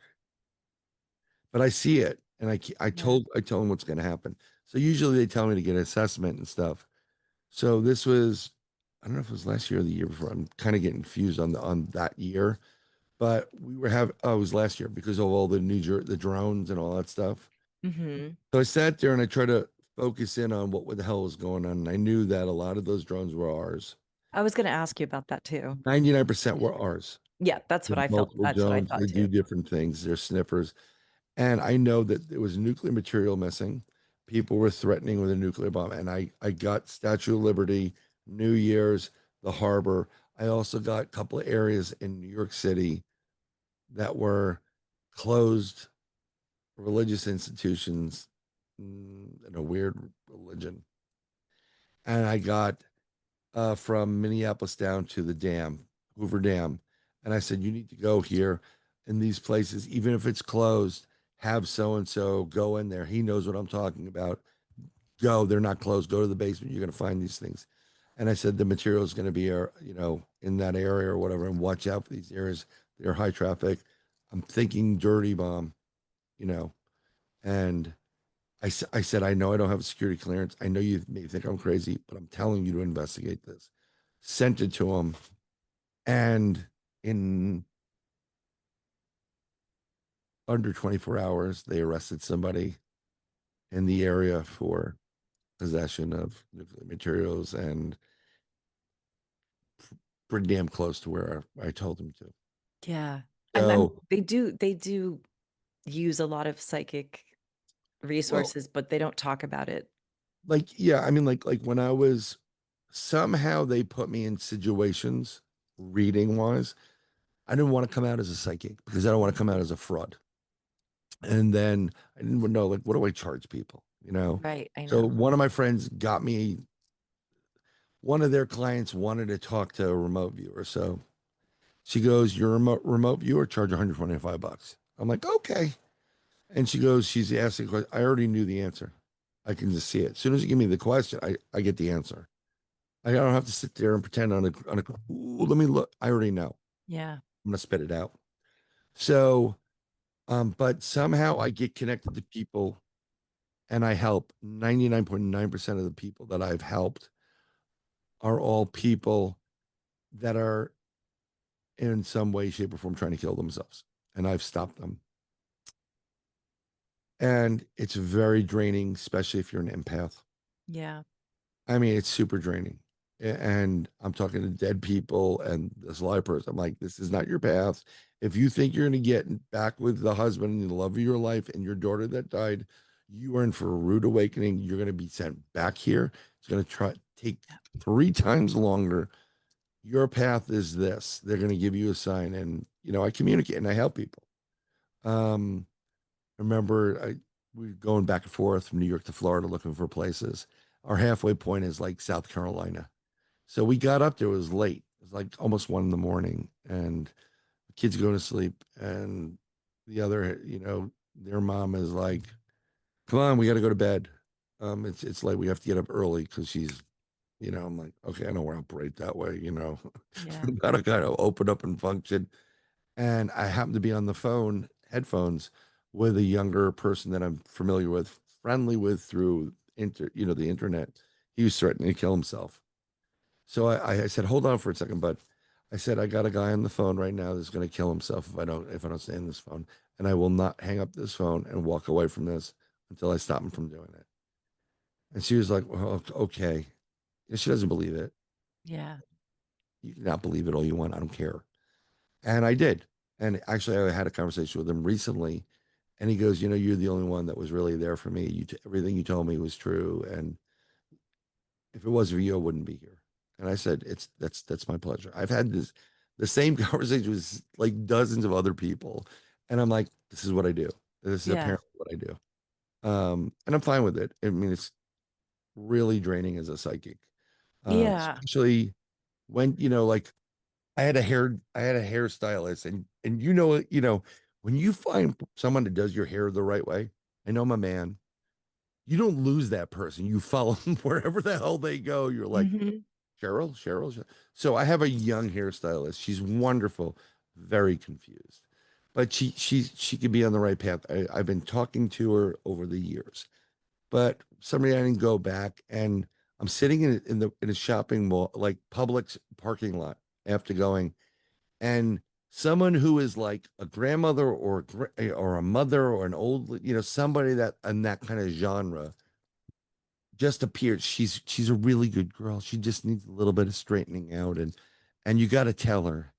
And I'm getting this download and I'm hearing it, and I'm like, I can't tell her anything. You go up to somebody, like, they're gonna think you're freaking crazy. Yeah. I said, I'm sorry, ma'am, but I didn't say anything, and I pulled back, and then eventually, you know, 2 years later, I told her what I saw, and then she stopped talking to me. and then she went to get help at a rehab. And then she came back and said, "Hey, I'm back." And because I kept checking on her, not just because of my hair, like, "How you doing? Are you okay? Don't worry about the haircut. Just make sure you." I told her, doesn't matter how many times you go to rehab, it'll stick one time. Just keep going, keep believing. You're great, and do this and do that, and I'm helping her. And she goes, "Why do you follow me?" And I said, "You do really good work. You're really nice to hang out with and talk to, and I'm going to follow you. I mean, but you keep moving 20 minutes more north. Farther. I'm Yeah. going to be up in Jacksonville by the time, I'm like, I got to travel 6 hours to get a haircut. I'm going to need a haircut on the way back." So, she did her thing and she disappeared for a bit, and I needed another haircut. But along the same veins of just getting something instantaneously, about 2 years ago, the kids go to school early in Florida, like August. And I was telling you before, if I had to go to school in August, I Oh, probably would have jumped off the school. I'm no, like, we always were after Labor Day. oh, yeah, yeah, yeah. But down in Florida, they end in May, and then they go back August, like 11th or 12th. I mean, it's hot down here. It's super hot. Uh, Yeah. and so my them and their mom in Westchester used to work for a day camp. She's been working the day camp for many, many years. My oldest was a lifeguard, the youngest was a camper, so it worked out for me. But I had to bring them down early, so I drive them down back down to Florida, and this is the Sunday night before they go to school on Monday. So we go out, get some supplies, as I said. And I said, "Hey, you guys want to get something to eat before we go back?" So we go back to this place. It's one of your atypical, like, hula hands or your typical Irish bar or whatever. They got the bar on the left side, and then on the right side, some tables and booze. So we go in, and it's me and my two daughters. And when we're sitting there, when you walk into the place, the bar is on the left, and to the right, it's like row and row, row, row, row of booth along the window side. And then perpendicular to it is booth, little bit of a half wall booth, booth, and then there's some tables behind me. So I'm sitting, I always sit facing the door. I want to know who's coming in so I can react. Something I do. And my youngest daughter there, and our waitress is really lovely. She comes over. I can't believe I ordered salad with, chicken. And they're like, "Dad, what's wrong with you? You usually have a steak." I'm like, "Well, whatever. It's different." And I see her and I'm hanging out and I'm tired. And then we get some appetizers, and that waitress comes back. And then another waitress comes out, from the back. And the minute she comes into view, I get an instantaneous download. And this is what takes place. I see her sitting at a bar. There's a heavier set, big Latino gentleman, tan, 5 o'clock shadow coming in. And he's like, "No, no, no, I'll take you. Just come on. I'll just drive you home." And it's the last call. And she's like, "I don't know, whatever. No, no, don't worry about it. Just come." And she goes, "Oh, okay." And she goes, and the next image I see is her lying dead on the grass, blank stare, blue in the eyes, white in all the blood drained out of her. And I'm like, I just like my jaw drops and goes, let me see if I can get that. I'm like, and I get every time she comes out, I see it. I'm like, as a father of daughters, I have to tell this girl somehow. But if I tell her, it's really, one of my friends is a psychic and he doesn't get involved in these type of things because if something happens, you become the prime suspect. Right. Yeah. And, because police don't believe in whatever. So I don't know what to do. Because if, as a father, I would want to know. I know that all she has to do is say no to that guy, take an Uber, you'll be fine. Take an Uber, take an Uber. So I get up and like, "Dad, where are you going?" I said, I gotta go make a quick call. So I'm trying to figure out of my friends, who the hell am I calling? So I figure out one friend and I call her up and I'm like, "This is my problem." And I explain, she goes, "And I love you, Cisco, to death." She goes, "I got you. I do this all the time." And I'm like, "I know you do."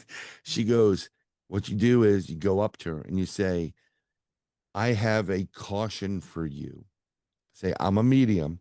I have a caution for you. Don't take the ride, take the Uber.'" So I said, "Okay, blah, blah, blah. It's a caution for you." Okay. So I'm eating my dinner and I'm sheepishly, I don't really want it. I just pack it up.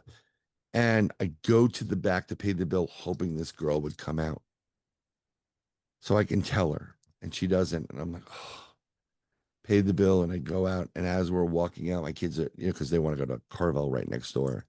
Carvel. Yeah. As I'm walking out, I see her come out and I said, hold on, I got to do something. And I walk and I turn to her and I walk right at her, which is a little bit, she goes, I said, I'm sorry. I didn't mean to scare you. I said, I'm a medium. I have a caution for you. I don't care where you are. I don't even care in here if it's last call, whatever. Don't take the ride from that person that's offering. Call the Uber. And she's like, what? And I mean, literally go over the same thing. I'm a medium. I see things. I have a caution. I don't care who you were with here. If a man, whatever, don't take that car from the man. Call the Uber, please. So she repeats back, oh, okay. She was really great about it. Like, okay, thanks. Then we go, we leave. We're in Carvel, and I'm like, holy crap, I paid with my credit card. If something happens to this girl, I'm dead. Yeah. So yeah, I'm gonna be in jail, right? I have two eyewitnesses that I've been with 24/7. One's like 11 or 10, and the other one's like 15. I'm like, I'm going to jail. So I'm worried about it, but my buddy Cisco, she sent me another video of a Holy Saint Michael prayer. It's like 7 minutes long and helps you to disconnect from that feed so it doesn't consume you. So I play it several times. I feel better. And I wake up the next day and I'm like, I'm trying to view this. And what I see is her smiling and laughing. She's not dead. And she's with family. And I'm like, okay, that seemed to work, whatever. I avoid that restaurant like the plague because, I don't even look into it. I don't even go over. I don't let the curiosity, I don't care about the cat. I, I, about a year later, I end up at that restaurant meeting some people with for lunch. And I go there and go, oh shit. And I walk in sheepishly and I don't see her. And we go to the restaurant and we're eating. And then everybody leaves and I'm coming out of the restroom and sir, excuse me, sir. And I turn around. You're the one that told me to take the Uber, right? And I go, yeah. She goes, thank you. I told my friend what you said. She didn't listen and she got beat up. Oh, wow. Yeah. Wow. Yeah. And that's, So yeah. it's unnerving when you do things like this. You're like, again, I question it. I mean, how long have you been a psychic, Jen? And like, Yeah. when did you stop questioning? You I still, well, now only a I little, still do I will say that only little now, bits. oh, little bits, but only now, just in the last year, am I so 100% sure? Not that I'm right, because I'm not always right, but that this, I can trust spirit to give me the information and I don't get nervous anymore because I know Yeah. they're not gonna mess up. Well, I know a lot of people have their own paranormal shows. They would love to have you on, trust me. So I can set you up for a couple interviews and they have Please, fake I'd love it. audiences and we'll just swap it out, like Yeah, we whatever. will. And I want you on my show as well. But something I'm doing this 17th, I haven't done myself because it's a new show. I'm doing a prediction show for 2026. We're going to keep a chart. Not to say who's right and wrong, but we want to check it off. I don't want to constantly monitor, like, oh, Shannon said, boom, boom, you get a check mark. Yes. You know, Yeah. so I told this to my friend that I've been on like several times, Wayne and Michelle's show. They do a they're gonna kill me. Michigan UFOing sightings encounters, paranormal encounter podcast, something like that. They're school teachers. They had a UFO experience. They have the show. Really great people. And I said, well, you should do a prediction show. So they go, okay. Well, what I did is I taught the audience how to remote view on his show. I said, well, I could teach you, we can do a little remote viewing demo. What's great about it is I take 5 pictures and, and then I put paper. I say, you need a piece of paper and pen. We meditate for a minute and then I guide you through, like, come on, breathe it in, kind of catch out, focus on image one. It's in a manila envelope. And they start roaring down things like hashtag, whatever it is, words, and everybody can do it. Your whole audience can do it. So him and his wife were doing it, boom, boom, boom, and she was spot on. Women are usually spot on. They use 2 hemispheres. Men, we usually rely on 1 hemisphere, unless you're quantitative, mechanical, musical, artistic. Then you're using two. So we're going through it. People love it because, believe it or not, even the people that were, they may have been picking up on each one of these photos little elements. And when you reveal the first one, like, that's nothing to it. I said, just hold on. Because I know already they're keying into certain elements. They're getting it. It's just they haven't focused the lens yet. We got the picture, it's still Yeah. blurry, but some people are really spot on. So his wife goes, she said, on this one image, it's a castle on the Rhine in Germany. It's a beautiful castle. And it's high up and the Rhine goes below it and it's big drop and whatever. And I picked that castle, I don't know, boom, put it in the envelope, whatever. And she goes, see a castle and I see someone throwing, it feels like they're throwing people overboard or over off a cliff or near that place or whatever. And she draws what she draws and she's seeing this castle. And I'm like, well, she was like pretty good with it, getting it, getting it, getting it. Next day after the show's over, they sent me this message. It was literally just released the next day. He goes, check out this article. Michelle was spot on. They talk about a serial killer that used to throw the bodies of the victims off that castle I picked. And she picked Wow. up on the whole thing.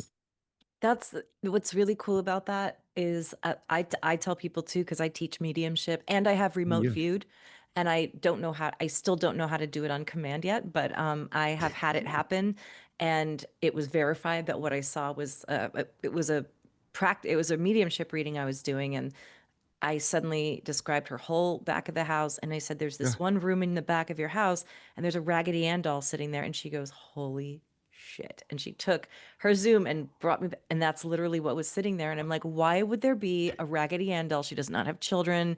Like it's." Yeah. And then I knew that, and I have seen with my eyes closed before, like not just a memory of what my room looks like. Like I've walked to the bathroom with my eyes closed, not from memory, but I can literally see the room. Have you seen the people? Kids can do it real quick, but there's a woman who does it. She goes blindfold and she's being Yes. booked because you don't need your eyes to see. I know, I've been wanting to You get need in touch with her as well. this. Yeah, I'm trying to do the same thing. Yeah, If I yeah, get in touch yeah. with her, you're getting in touch with her. She's probably But inundated.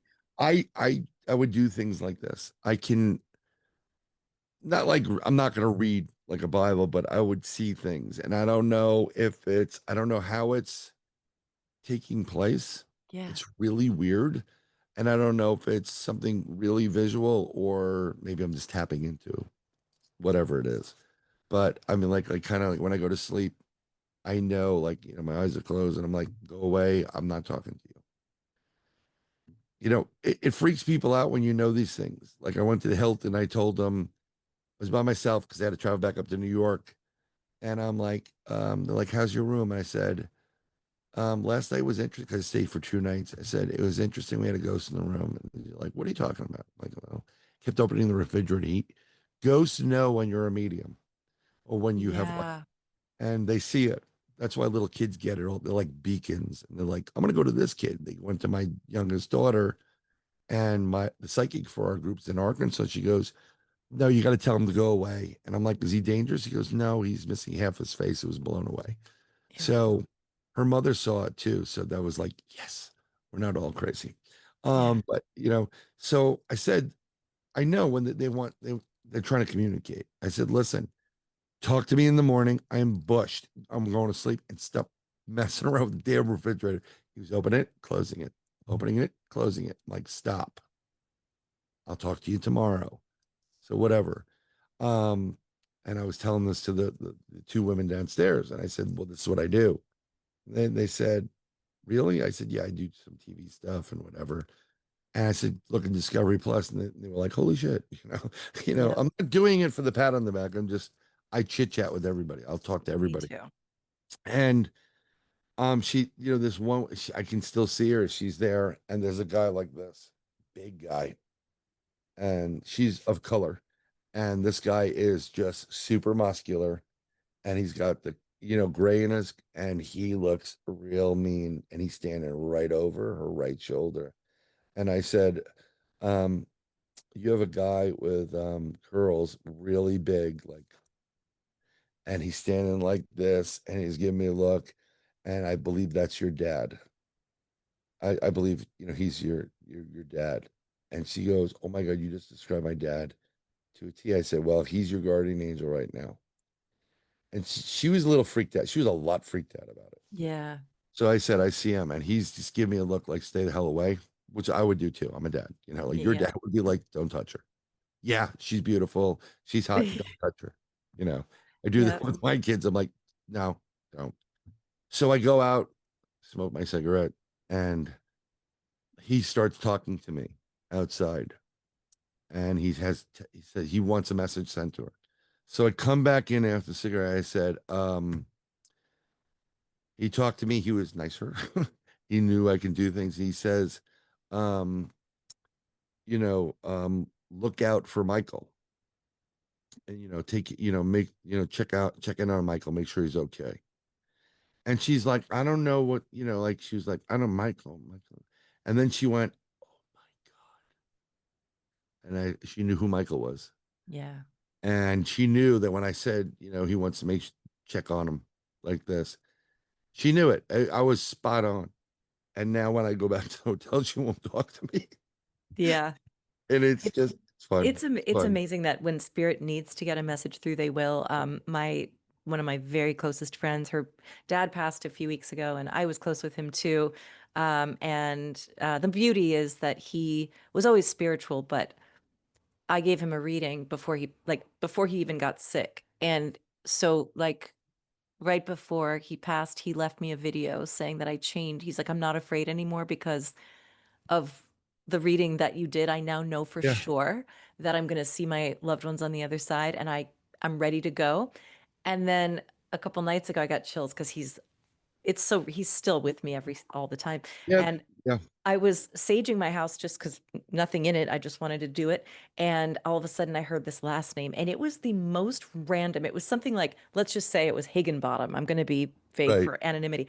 It was like literally that random. It was Higginbottom.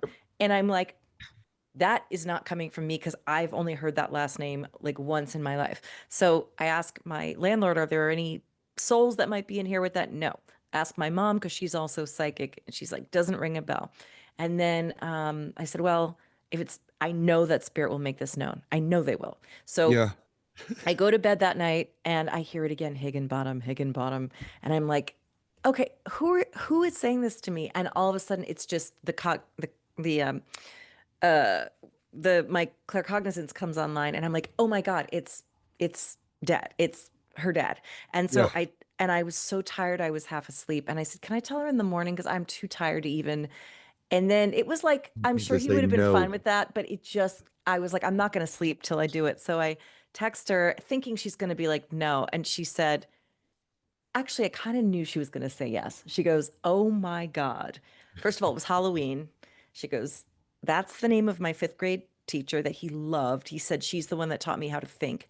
Every Halloween, she would dress up in these elaborate costumes, and that was what she's known for. She's alive still, but she said he just adored her, thought the world of her. And here it is. It was actually Day of the Dead, and she said, I know why he said that. And it was just It did. There was a connection there, and there was a you were connection, just and the she used to conduit. be completely did not. She said, before I knew you, I did not believe in any of this at all. I thought my friend the other day said, I thought you were nuts. Yep. And it's I get that. even the strongest atheists are going, okay, there's something to this. And like you said, this isn't to pat ourselves on the back. It's what we get to do is give people hope and the excitement. That's why this is called Magic is Real. Yeah. Well, here's something very magical, and because I had to experience it, and it's along the lines of what like Higginbottom. Yeah. So in my first cousin, I'm close to them. My dad's sister's kids, and her husband, my uncle Sidney. My kids, we didn't have grandparents. Everybody, grandparent wise, passed away. So she used to call him, instead of Uncle Sidney, Uncle Silly. Mm, And he used to work for the military, very straight, like whatever. And he goes, I'll take that. He liked it. So in 2022, I don't want to get political, but he took certain things, and then he's older, and he had a stroke. And he was also not telling people that he also had another problem. I think he had pancreatic cancer. Mm. That's what I'm the vibe I'm getting where I'm seeing it. He didn't say anything to me. So he's in the hospital, and my cousin's his he has two daughters and a son. The son's the youngest. I'm close to all of them, but the middle one was with him as the older one took off to go ask the nurse something. And he, I knew what was going to happen. Like I said to her, I said, Beth, your dad has a choice now. He has to make the choice whether he wants to stay and fight or he can move on. He's at that point. And she's, just trying to understand it, but he moved on. And I saw who received them. So she was, she has all these questions like why, did he feel any pain? They all ask the same thing. Yeah. So sometimes when I'm too close to something, I can't really get a read on it. So one of my friends, I said, listen, my cousin wants it. Can you give them a read? And she did it for free. I don't even talk to this person anymore. It's really weird stuff. She's in denial of certain things. And I'm like, I'm not gonna if I'm telling you something, it's a guarantee. I'm about 98% Yeah. accurate. I'm not doing it for pat in the back. I'm just saying Yeah. it. So I just don't want to play the games and I gotta move on. Um, so she gives him a read, and what I said, his mom and dad came to take him because usually that's what happens. You get transitioned by somebody you know. Yeah. It could be a pet too. Like, oh, I see my dog, whatever. So she gets some answers. And I can talk to him. I can hear him. I mean, he talks to me every once in a while. Mhm. But my friend that did it doesn't speak. My uncle spoke Yiddish every once in a while, like, like whatever.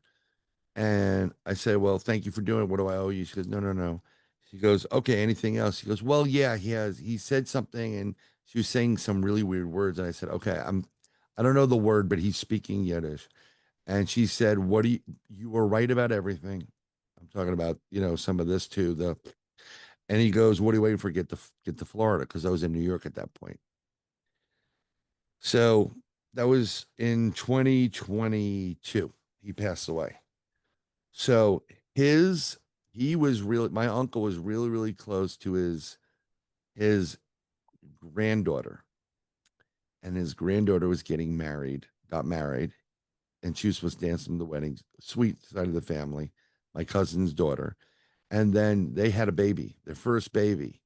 So on March 2nd, 2023, I get messages from my cousin, the one that was in the room with her father. She goes, they just had a baby. Her name is Claire. She was born at 10:28 a.m., 8 pounds, whatever the total is. And she goes, I'm a great aunt. I said, I mean, you're okay, but who says you're great? This is what we do with family Yeah. members. Yeah. You really just disparage them. So she goes, I really wish my dad was here to see it. I said, what makes you think he wasn't? And she goes, well, I guess you're right. So fast forward, I'm stoked because this is a good has family members. I love them, and they're really good people and they're sweet.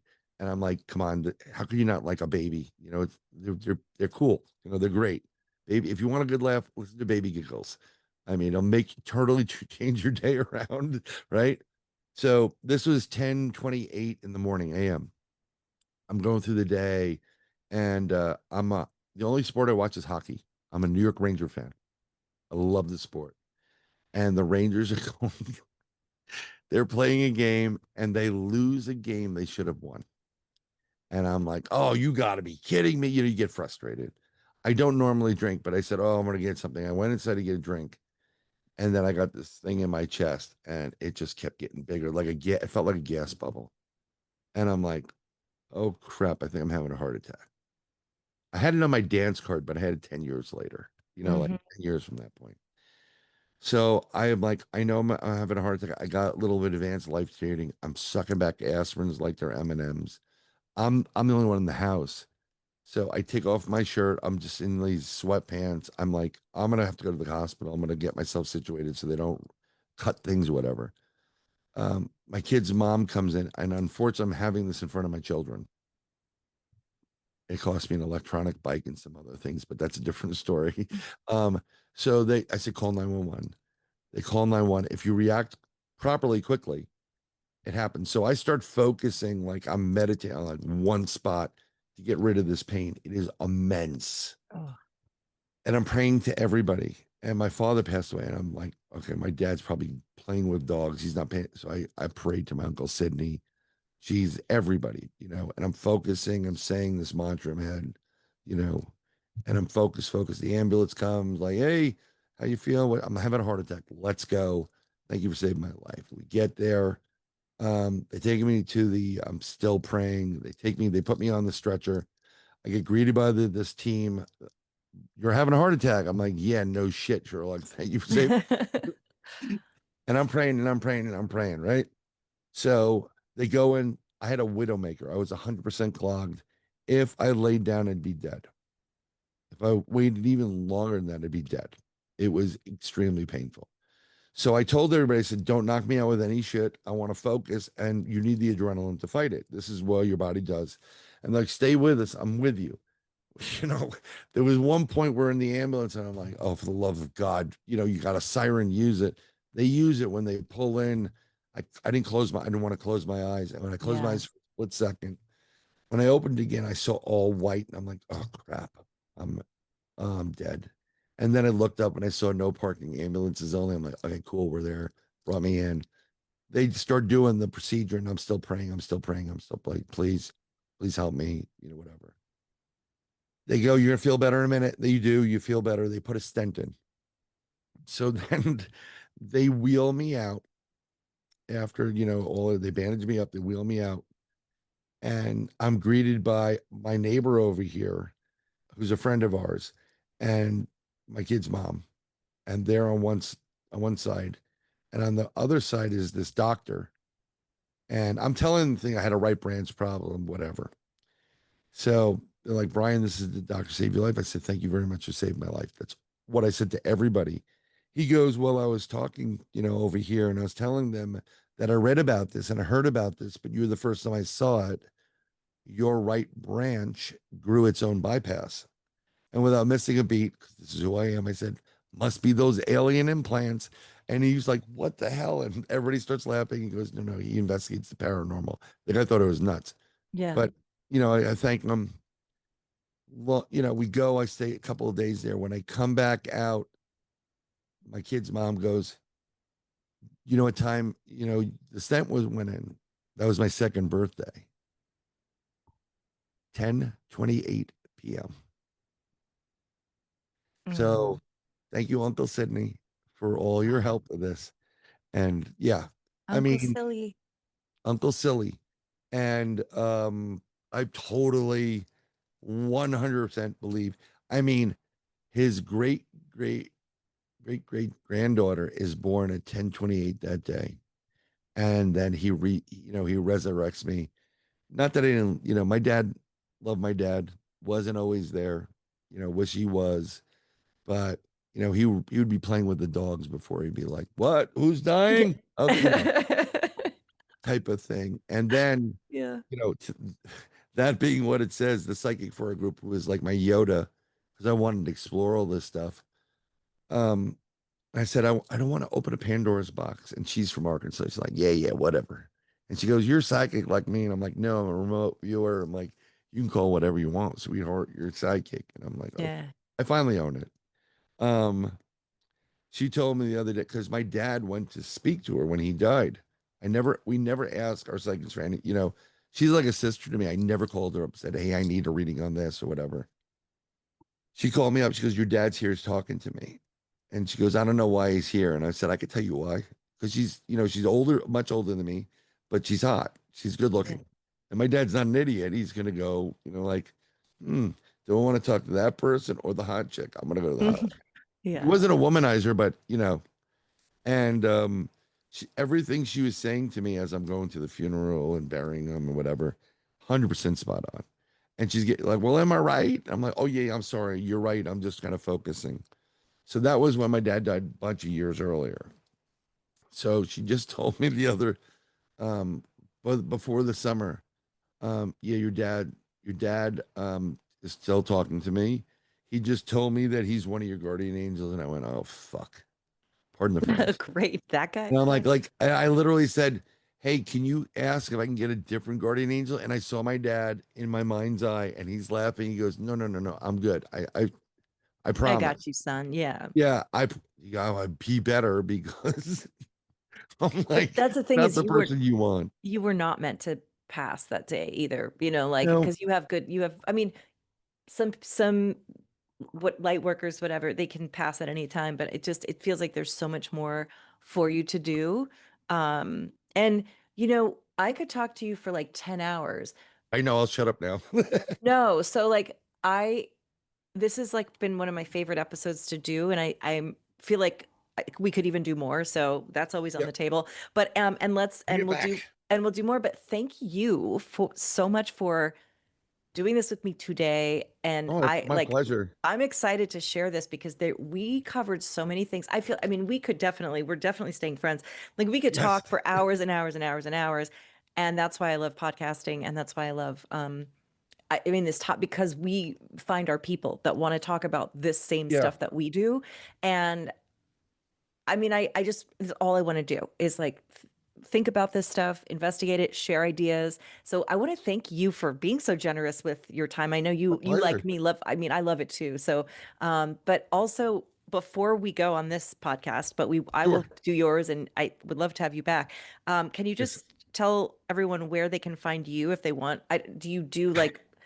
Do you do word of mouth readings or do you take? I'm trying to free up the calendar to get some readings, and if you Yeah. want, the best way to do it right now is to PM me, private Okay. message me on Facebook, Easy enough. Bryan M. Bowden. That's if I'm not in Facebook jail for speaking the Yeah. truth. I'm also on YouTube, so subscribe to my YouTube channel. I'm not putting it on any other YouTube channels. I'm not promoting like 6 different channels. I do Third Eye Live, which is my show every Wednesday, 8 p.m. to 10 p.m. at symbol BRYANBOWDEN. Subscribe to that. You'll get all my UFO. There's a playlist for UFOs, for cryptids, my interviews, and Third Eye Live, my music, poems. Um, and you can message me there like, hey, can you call me? Or I can message you back like, go look at me at Bryan M. Bowden on Facebook. You'll see my lovely pretty face or whatever it is, and you can message me. But please tell me that you saw me on, Shannon's show, Magic Hour, correct? Am I Magic is real. Magic is real? I knew Magic was in there. I apologize. Oh no, there's so many. I've forgotten the podcasts I've been on sometimes too. Yeah, It's there's so many of them and it's I hard to remember off the top of I your I head. was on I did Inside the Goblin Universe. I wanted to do Paranormal Brew before somebody else did it and talk not only paranormal but cooking. Um, one of my friends does Paranormal Brew. I did Beyond the Realm. So, and I did a show called Nobo Boomy, which stand for Nobody But Me. And I'm doing Third Eye Live, which is my main show, my podcast, and it's how your third eye, your intuition, your premonition, dreams, whatever it is, has put you on the path you are on. Um, yeah, I talk to too many people and I always get yelled at, like, why do you always talk to these people? And I'm like, because when that person goes nuts and they have the gun on somebody like me, they're gonna go, Brian always said hi to me. Boom. You Yeah, have to treat people with respect. I'm joking with that, but I this is know. why, like my youngest has been doing this forever. Most people today have this like life's tough. And my youngest will go, I love your glasses. And instantly, oh, like, you'll smile. I'm like, oh my God, thank you. Yeah, they look really pretty. Your day just changed. It's yeah. And she does it. But what's something I do all the time is have a blessed day. And Hmm. now both my kids are doing it and everybody else, their mom's doing it. It's like, have a blessed day. And you used to be combated with like, what the hell would I do that? Like whatever. I'm like, I'm not here to That's fight because with you're you. in New York in New York. Yeah. That I'm, would be the yeah, response. I'm in LA, so exactly. everyone's like, I've seen "Oh, that. totally. Yes." Yeah, have a blessed day. Go Yeah. vibe today, whatever. Mhm. So this is what it is. It's all about I want to try to leave people with positiveness and help them out. I do readings. I can schedule it out. I usually will use Instagram or Facebook Messenger. It's easier. I have one of those Google numbers that I use too. I don't Yeah. even remember it anymore. You know, Yeah. and we I I'm supposed to set up for someone I met at a conference in Missouri I just did. Um, it's just getting the time right now Yeah, to do it. It's the holidays, so but I feel you. I that's know. yeah, that's me in a nutshell. And do yourself a favor if you can. Um, really hard times today with a lot of people with food and whatever. I know we're all struggling, but even one can of soup will help one person or could help a family. Donate, do something like that. I'm not the left, I'm not the right, I'm in the middle. I'm about everybody. Me And too. um, just do good. It'll make you feel better, you know. That's And a beautiful message. Thank you for that. Yeah, we're human. We're one human race, and that's why I and don't. if you want to see me in the past, I'm on Discovery Plus and a couple other shows like that. Yeah, So I I'm know. the only This is person awesome. Like so far I found that my talked people. about, yeah. I talked about, besides UFOs and cryptid, but I was the only one so far to talk about human mutilations in relationship to extraterrestrials. So Oh, okay. UFO I'm gonna Witness, dive in. season 2, episode 2. Scared the Thank you for crap out of sharing. Melissa on that one. Oh my God, there's so much to dive into. So yeah, thank you Yep, for your time and hang tight for a second because I have a question for you. But sure. thank everyone so much if you made it till the end, which I know it's long, but there's I'm so much. sorry. No, no, no. This was like for me, I could have gone on 3 more hours, but it's late where you are. And anyone who's our people is gonna still be here. So I just want to say thank you Yes. for being here. Thank you for listening, even if it took you installments, 3 days. Love you all and stay tuned for more fun to come.